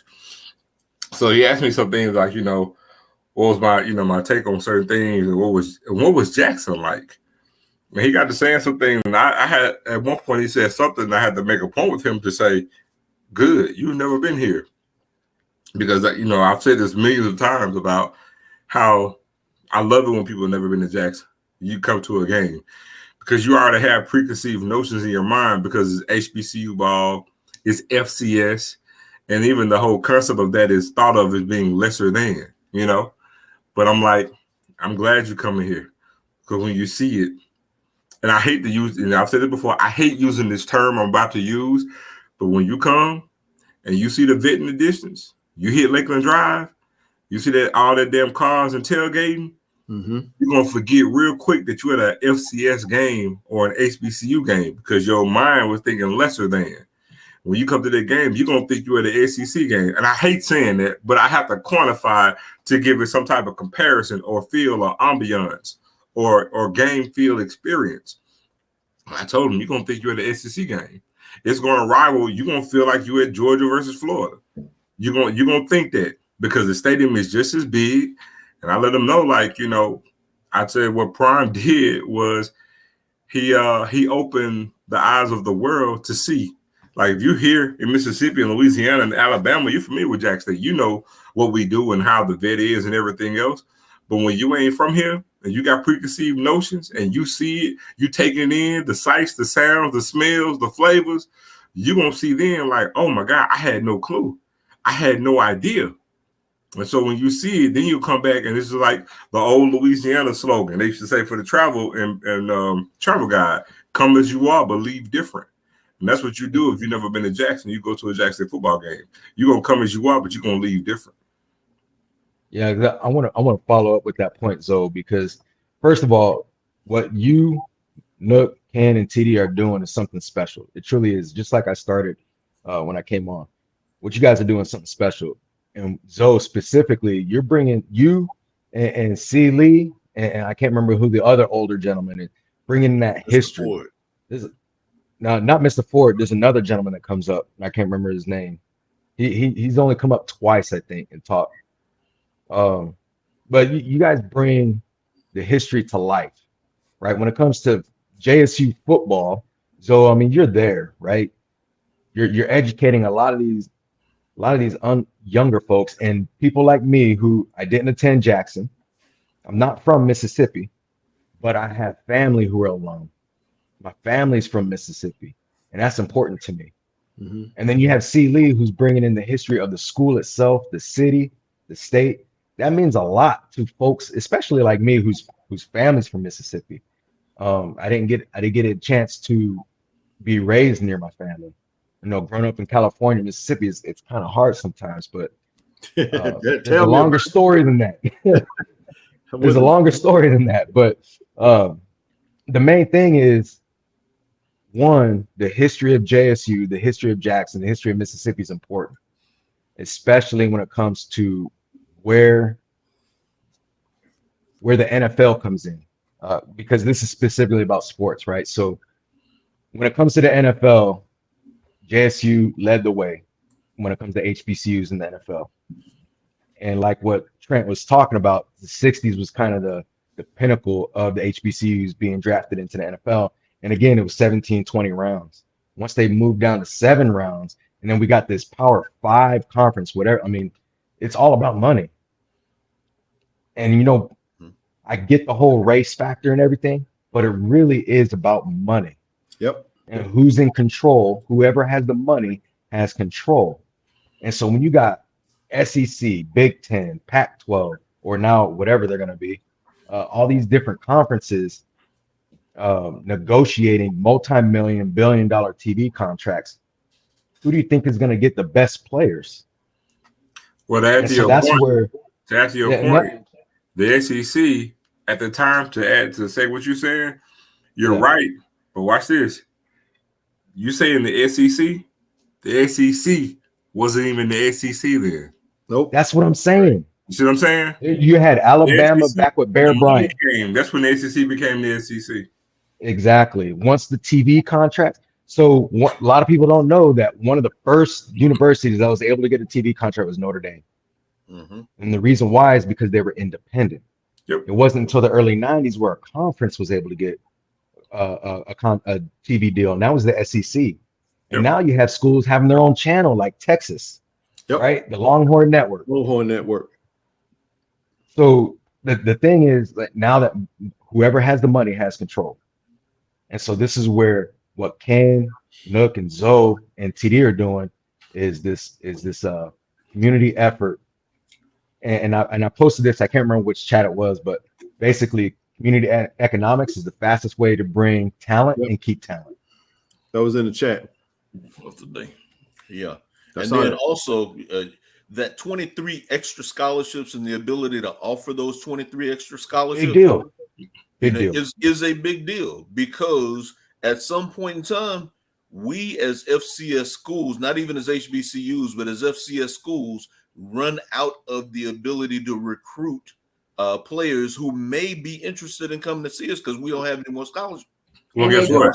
Guess what? I will agree. That was by design. Oh, for sure. That was absolutely by design. Give 1A schools more scholarships than 2A schools. That's crazy. Definitely by design. Well, NIL has increased that number to about 100. Right. And again, that started by a Power 5 player and a basketball player. Mm-hmm. Dude, what had nothing to do with football? It all started with basketball and a video game. Right. Yep. Yeah, the Banger Brothers. Well, I mean, look, it actually is all about design because watch this. This goes with everybody's head every year. Mo Williams actually said it before basketball season. He was like, "You do know we're D1. There's no difference between us and Ole Miss or Mississippi State. We're all D1. We're all D1. The difference lies in football and football only." Yep. And FCS. And it was designed specifically to keep a barrier because it's not racism, it's classism. Wow. It's classism. Yeah, it's whoever has the money has the power. Well, when you factor in the money that now, look at what's happening with the Big Ten. You know, you got 2 blue blood programs like UCLA and USC heading over to the Big Ten because of this $1 billion TV deal. Mm-hmm. That's why I was saying, like, it doesn't take a lot to get us what we need. I mean, we're one lucrative conference contract, TV contract away from changing the trajectory of every HBCU that's in the conference. It's easy to do. But will we get there? Go ahead. And here's how I think I explained this before, but how I stumbled upon your channel, Ken, was Prime leaving Jackson State. And I saw the chaos that was happening. Not to steal Rochelle's word, but it was true. And I wanted to support Jackson State in any way I can. And so I lurked different channels. And this channel was the only one that was supporting not just the school, or I'm sorry, not just the program, but the school. And to me, that was important. And so that's why I rock with you guys.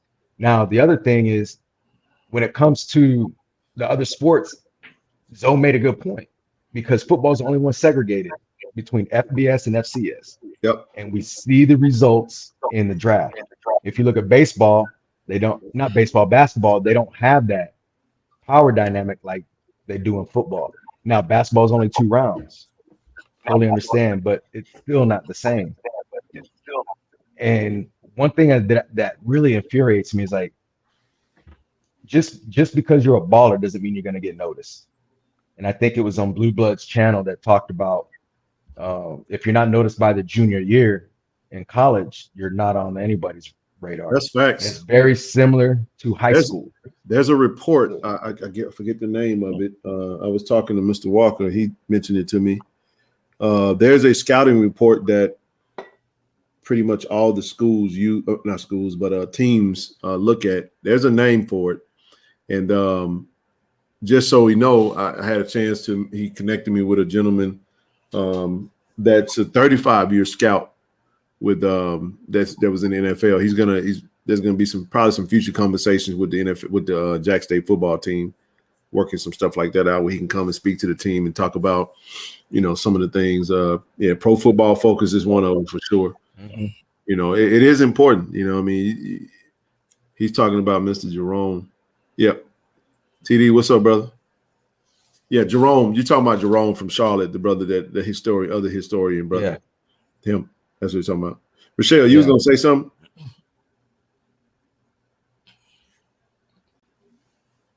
I just wanted to talk to you. I had to share y'all with this, and this chaos thing, Ken, is amazing. Even more than what we think. But I know y'all can't come. But on the 20th, I have to speak. I'm having my nonprofit is having an event, and it's talking about the lights. I kind of think about Jackson State, and even just think about us in general. But do you know we are required to shine our light for other people can see? So what I mean by that, Ken, is that when we talk about the chaos thing, and our light at our school was totally dimmed, right? And you and Zoe ended up being the light that we was needed to guide us out of the situation that we was in. So I went to my good old book called the Bible. And I'm just got to just throw this in for free because I'm studying, because I have to speak on It's Our Time to Shine. That's my topic. Is that what messed me up the most, Ken, is that whenever the only thing that eliminated chaos was light. Genesis 1 said when God, when the earth was formed, it was dark and it was chaotic, right?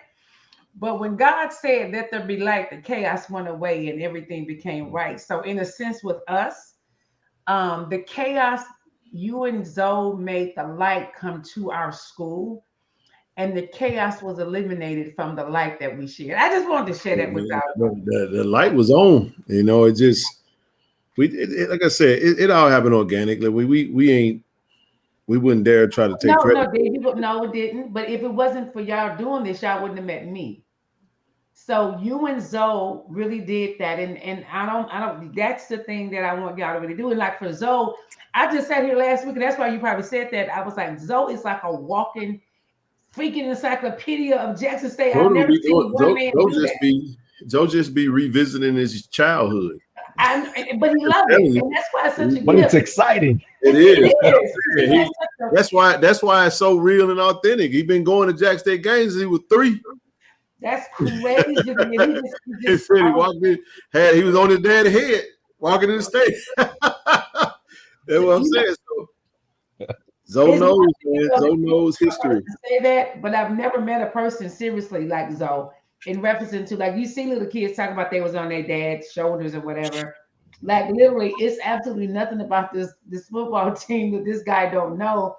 And now someone is actually talking to him about the history of it. And we know the history is going to be correct because this guy knows everything there's to know about Jackson State. That's insane to me, but I'm excited for him. Including the changes in the uniforms. Do you hear me? And the helmets. Right. What? Oh, yeah, that down to the shoes. That uniform thing is, and like people don't understand, like even with that though, like they've been integral. I mean, him and some others have been like actually a part of designs of uniforms and helmets and stuff like that. So that's always been,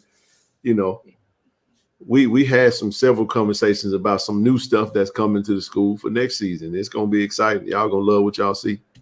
It's gonna be lovely. Trust me. I'm gonna say one more thing, and I'll jump off the panel. But Rochelle, you might like this. So, biblically speaking, right? Jesus taught in a lot of parables specifically about horticulture or farming. So, in order for growth, you have to have pruning. Come on, you got to nip the bud. Right? I already know where you're going. So, think about all the people that hit the portal after the previous coach left. You just got to consider that pruning. It is.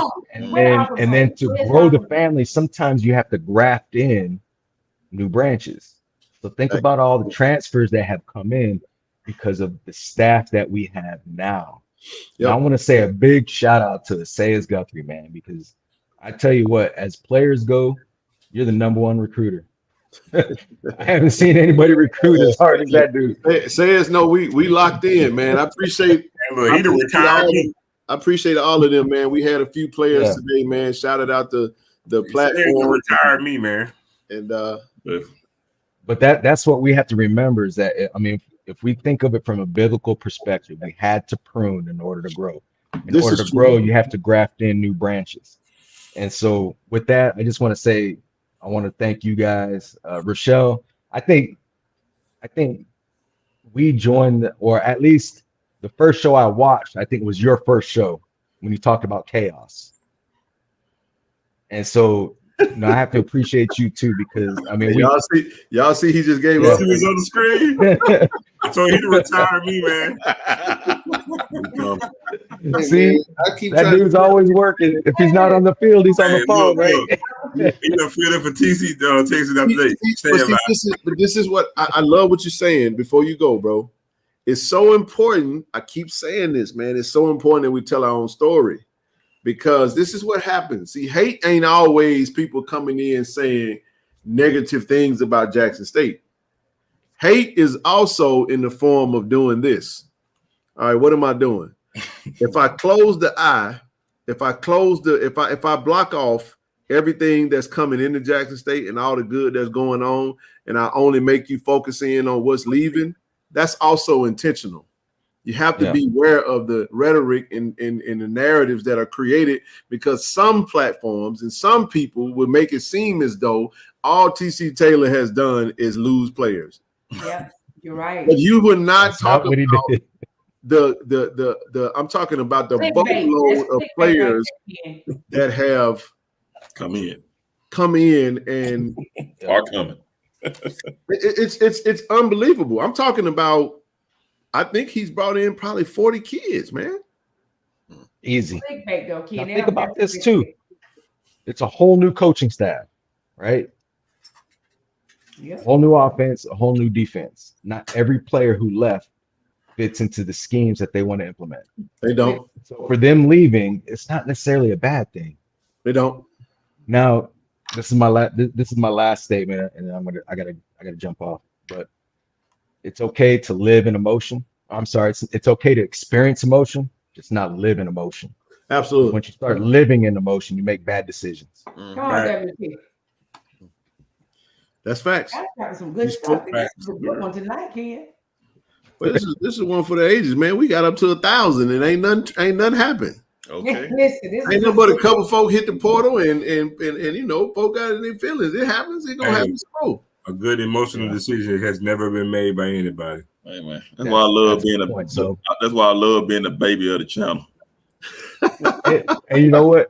Y'all an emotional decision includes marriage. Y'all teach that's a whole word. Okay. I love being the baby. No, it's all good. He said, you don't even know how. All right, let me see this. Let me see what Zay said. Oh, damn, we both try to put that up. Y'all don't even get how guys like me were committing when they had no idea who the OC was, DC was, their position. We committed because TC Taylor and Jackson State. Who moved that? That was there you go. That's it, there man. I mean, I'm just again to witness. I'm telling y'all, man, we're gonna be fine, man. We're gonna be fine. Now, for some of those that you just gonna have to get to know the new names. IWT, man, take it light. You just gonna have to get to know their names. That's true. Hey, when they get the sacking jokers, you'll find out who they are. You'll be like, who that is, number such and yeah, that's him. Yeah, him. That's who that is. You'll figure it out. Richard will mess their name up like he do some of the, you know. I love Richard, but if he say DJ Martin one more time, it's JD Martin. Are you reading the paper, or are you really just do you Rob know J2. else, or are you just reading? Rob J2. Lord have mercy. Hey, guys, I was on student government when I was at Jackson State, and my roommate, I was the chief justice. My roommate was the president. Richard went for 30 years calling me by my old roommate's name. He just started calling me Trent like maybe 2 years ago. Oh, wow. I'm just saying, man. I promise I was robbed from like 1988 until 2021. Look, so you're saying there's a lot of longevity in this. Graduate from Jackson State, Trent. I graduated. I was a freshman in '86. I graduated in '91. I just can't. So you was there when I was there. Yes, I was. I remember seeing you walk around. We just never had occasion to speak to each other. Hey, we're gonna get to say it's on Tiger Talk. Coming up soon. We definitely we're gonna start doing like she finna do some speaking now. Huh? Or feel like she finna do some speaking now. I'm not saying anything. Look, I cannot forgive Richard from we were down in Grambling. He's saying a little thing before the boom got in the field, and that joker said something about Rick Nature Flair. I said, "Oh my God, how can you ruin it?" That's a Rich Flair name. He didn't say Rick Nature Boy Flair or Rick Boy. Flair the Nature Boy. He said Rick the Nature Flair. Oh gosh. He's gonna give you one. I love Richard, man. That's my guy, man. Well, really smart people, their brain moves faster than their mouth. So that's forever what though. Put it on. Forever, ever though. In everything. Oh snap! Says hit the blue blood. Hey man, hey look, there's only a handful of podcasts that actually the players actually go to, man. And Blue Bloods is definitely one of them. I know that's gonna be solid. Yeah, Avis. Is that Trent? Oh Lord. Hey, I got a story about Avis too from his freshman year. Oh, let me hear about it. Let me hear about that from the mean streets of Vicksburg. So again, I was on SGA, and if you were there in the 80s, and Rochelle can tell you, everything was chaotic. Y'all had Kobe and talking about, back when there were phone booths and things like that, and he had that look on his face. But Jackson State orientation and like the first month every year was always chaotic, So as a student government, we threw in the general purpose room, we had a meeting and we titled it, "What's Wrong with JSU?" So Avis comes in, he's a freshman, and he stands up and he says, "Look, I'm gonna be honest. Y'all act like y'all didn't know we was coming." Which was so funny, But the truth of the matter is the truth. The truth is the truth. You get there, the air conditioning would not be working. Trent, listen. When I took my son to school, I was I didn't realize how much we was traumatized in the 80s how we had to do school, because I couldn't believe how smooth his transition was. But the AAC, that was the absolute worst thing ever. Oh, you mean those 3-day registrations? Yes. Hey, ho! I partook in that too. Did you? Yeah, we all did. You go, you give these. It's like I got just the schedule that I went, and I got it lined up just the way I want. And they had this thing called the batch system. So they would feed. See, you got to come on up, man. They would feed your schedule into the batch system. Yep. It would come out, and you would have maybe 2 of the classes that you signed up for. And then you feed it back in. It would give you back the other the classes, and then take out the 2 that it had right the first time.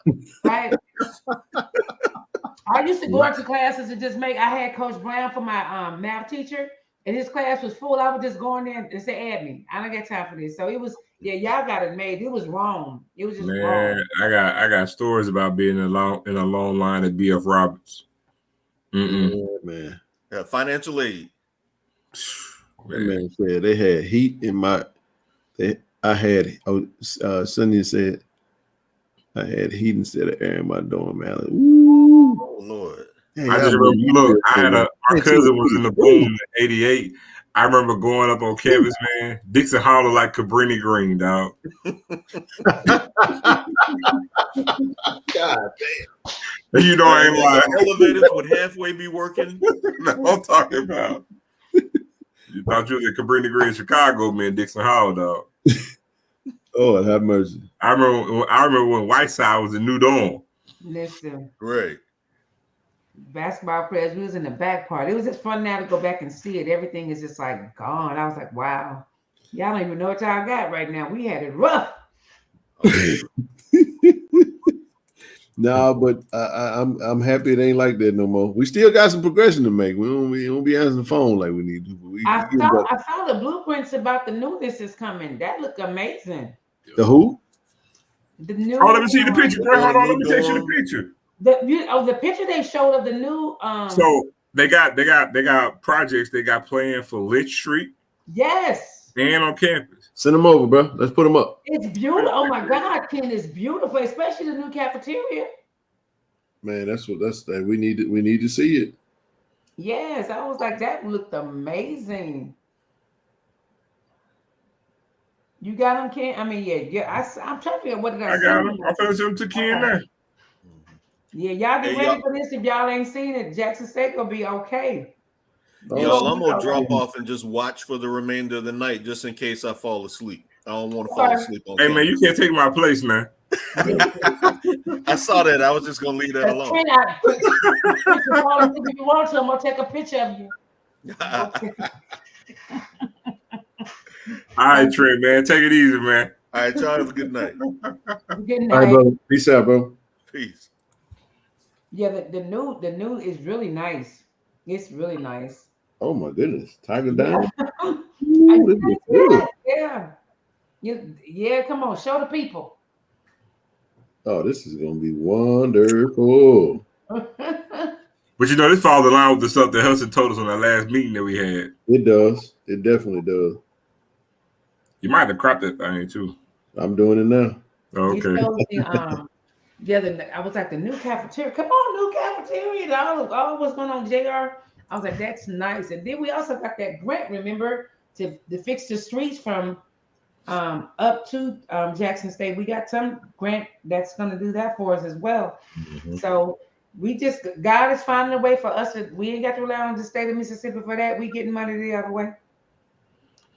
We getting money over here. Shut up, Shell.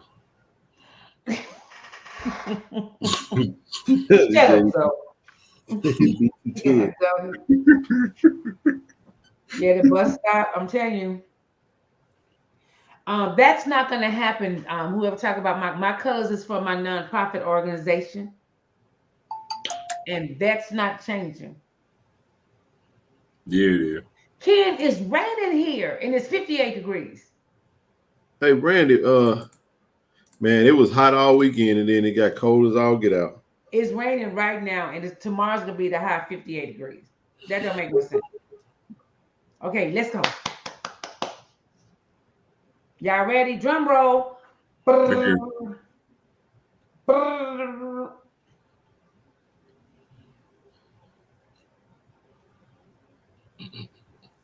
Yep. Bam. Man, wait a minute. What am I looking? So what's this at the bottom right? Amphitheater. That's the amphitheater, right? Well, it's green space. Oh, so let me get this straight. So that parking lot over there where the cars are, is that what the bookstore is? Or is it the other side? No, that's something totally different. That's not one building. If that was your thing. No. I was trying to figure out. I'm trying to make. Okay, I got it now. Man, this is gonna be awesome, bro. That's Tiger Dining. Come on, Tiger Dining. And you know that the music hall is going to get renovated too. Because the Boom is getting a new band hall. Oh, come on, new band hall. Mm-hmm. Oh yeah, it's OCF Mobile. Okay. Amazing. That makes sense. I remember they tore that down, so I was just trying to, you know what? I see it now. Damn, it's gonna be nice as hell. Man, the OCFM, home of Dr. Smith, aka Frederick Douglass. Mm-hmm. Yes, Amber, that's our new cafeteria. That's coming. Hey, I talked to Coach, and you know they did start working on the track on Friday, so they're gonna be done with that soon. Was it another picture that was on? I thought they had another picture showing what's gonna look like on Lynch Street. Did they have that? That's all I got. Okay. I just thought, wow. I said that's gonna look nice. Come on, Jackson State. Loving that. I do too. I'm loving it. Y'all, we got I'm finna roll 10 down. minutes, man. 10 minutes. Yeah, because I have to get up at 4 o'clock. I've got to get these. Do you see the yolks though? You see the yolk? I see you getting them guns, man. Muscle memory is real. Hold on. What you said? Do I see what now? Don't be playing with. You see my Michelle Two Obama tickets shoulders. to the No. gun. Okay. What word did you use? I ain't gonna say I'm old. I ain't gonna say it no more. Just because you tease me, I'm not gonna say it anymore. I didn't hear what you said. My yolks. Your yolks. Yeah. I will say something because you said yolks, but I ain't. Here go Randy. Look at right on time. Look Randy, at what up, man? Look at that. Shut up, so. He gonna come on with boot thing on. He gonna come on with his boot thing on. He don't do nothing else. Randy, what's up, brother? I really hate you, Zoe. What's happening, y'all? You got it, man. One question for y'all. And a Where statement in too. the You hell better is say hey to Austin Rochelle. at, bro? Where is Austin? Huh? Where's He Austin? was somewhere in the chat. I don't know where yet. He was in the I chat. think he been slowing down on the content, brother. We ain't slowing down, Randy. We right here, baby. Where you at, Randy? I'm just yes. Where you at? Pennsylvania. Oh, you in Pennsylvania? Okay. Yeah. Yeah. Man, he be Hey, rolling. What's Randy, going how on, you man? doing? What's up, Rochelle? How you doing? I'm doing Bro, you fine. know who Randy? Hey man, you know who Randy sound like, man? For real, for real. Who that? Oh. He sound like Ving Rhames right now and doggone Baby Boy. Guns and butter.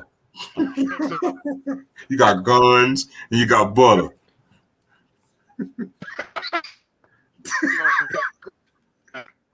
That man said, "Are we getting rid of the band?" That's what I heard. That dude, no, he don't like the band. Avis hate the Keep your band. heads up, man. Why does he hate the band though? Everything is good.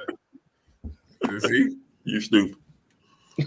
Don't it sound like Ving Rhames?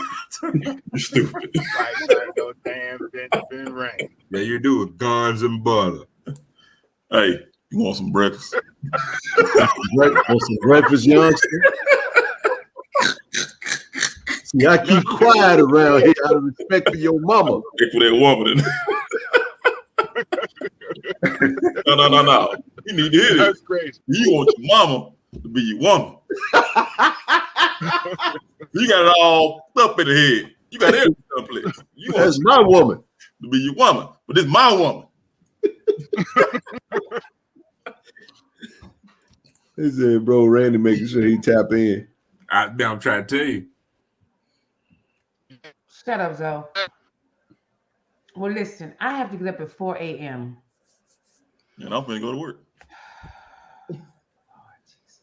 Man, But this bro. has been great. I've That's learned a lot again. This has been amazing tonight. The night was good. Y'all are great. I'm finna roll, man. So when would it be? When would it be on the Washington? When would it be on the news? It's going to be in the Washington Post, the actual newspaper. I have to check and see.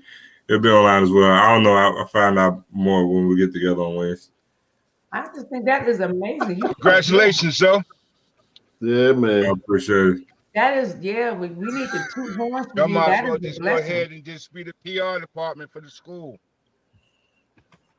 Right, well, we doing our part. We definitely I'm telling doing you. it. I mean, that's what we're trying to do, man. We're trying to make sure we give them everything they need, man. That's it. Mm-hmm. Yeah. I'm so glad we had this time together. And on that note, I holler. Appreciate you. I see y'all later, man. All right, Doc. all right, man. I'm finna roll too now. No doubt. All right, y'all, man. Hey, man, make sure everybody that's in here, before y'all get out of here, man, if you ain't hit that subscribe button, we're trying to get to 5,000. 5,000 is important. It's a monumental, you know what I'm saying, landmark for us, man. So help us get to 5K. You know you was in here. You know what I'm saying? We had enough extra people in here that could have just put us over that threshold. Listen, and for y'all that are here, y'all know y'all like what y'all heard. I don't know why y'all playing. Y'all know y'all enjoy. That's why 600 people still in here.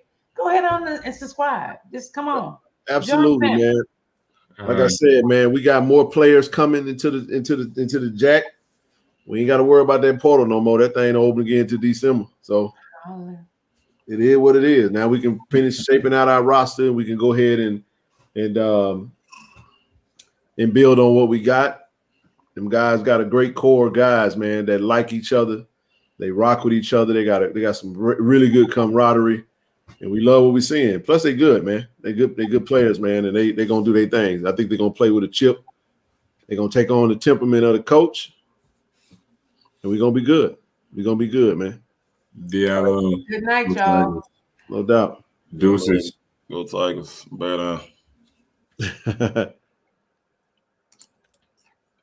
All right, bro. Yeah, I'm finna go. You know what that means. Man, that joker here. Man, you got a man who be sleeping on it. No wonder you don't sleep in the daytime. You be sleeping on that damn train. So y'all be. I'm just saying, bro. I'm finna go do the same, man. Well, actually, I'm gonna be up for a little while longer, man. I got a lot of notifications to go through. Y'all, while you still here, you know what I'm saying? Feel free to go ahead and hit that Cash App, that PayPal, that Zelle. Bless the Cash App. We got some initiatives coming down the pipe. We definitely gonna need some support with. So don't keep in mind we'll be in Houston this weekend. Nook, just FYI, man, we may have to extend that trip because Coach told me today that them track meets start at the end of the day, like late evening. So I was like, damn, championship's gonna be around. I think Saturday thing gonna probably start around 4. I was like, okay, all right. So we'll look at that. We'll rap about it.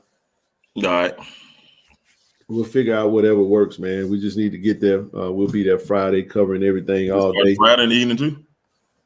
Yeah, it'll be Friday afternoon. They don't start in the morning. It's an evening thing. Well, not evening, but it's a late afternoon going into the 4 evening. o'clock, I guess, something like that. Yeah, no doubt, man. So, but yeah, to the family, man. Listen, we're gonna be on it. We're gonna be coming in here.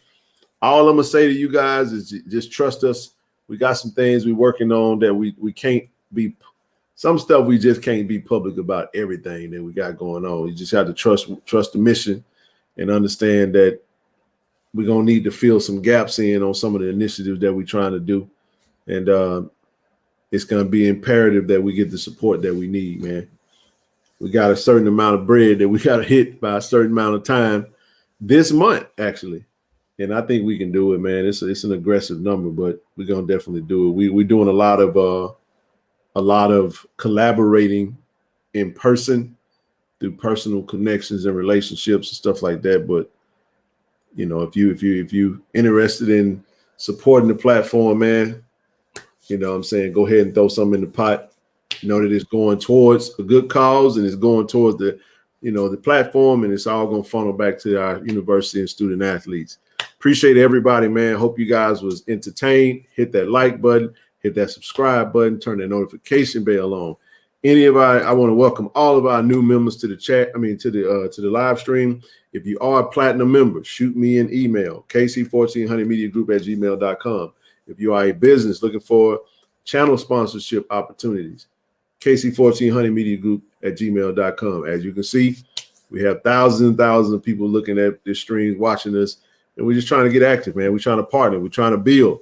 We can use the revenue, and we got to do it ourselves. So appreciate everybody, man. We'll go ahead and call it a night. Be safe, bro. All right, family. Y'all have a good night, and may tomorrow be a better day. Yeah, love. Go Tigers, baby. Peace out.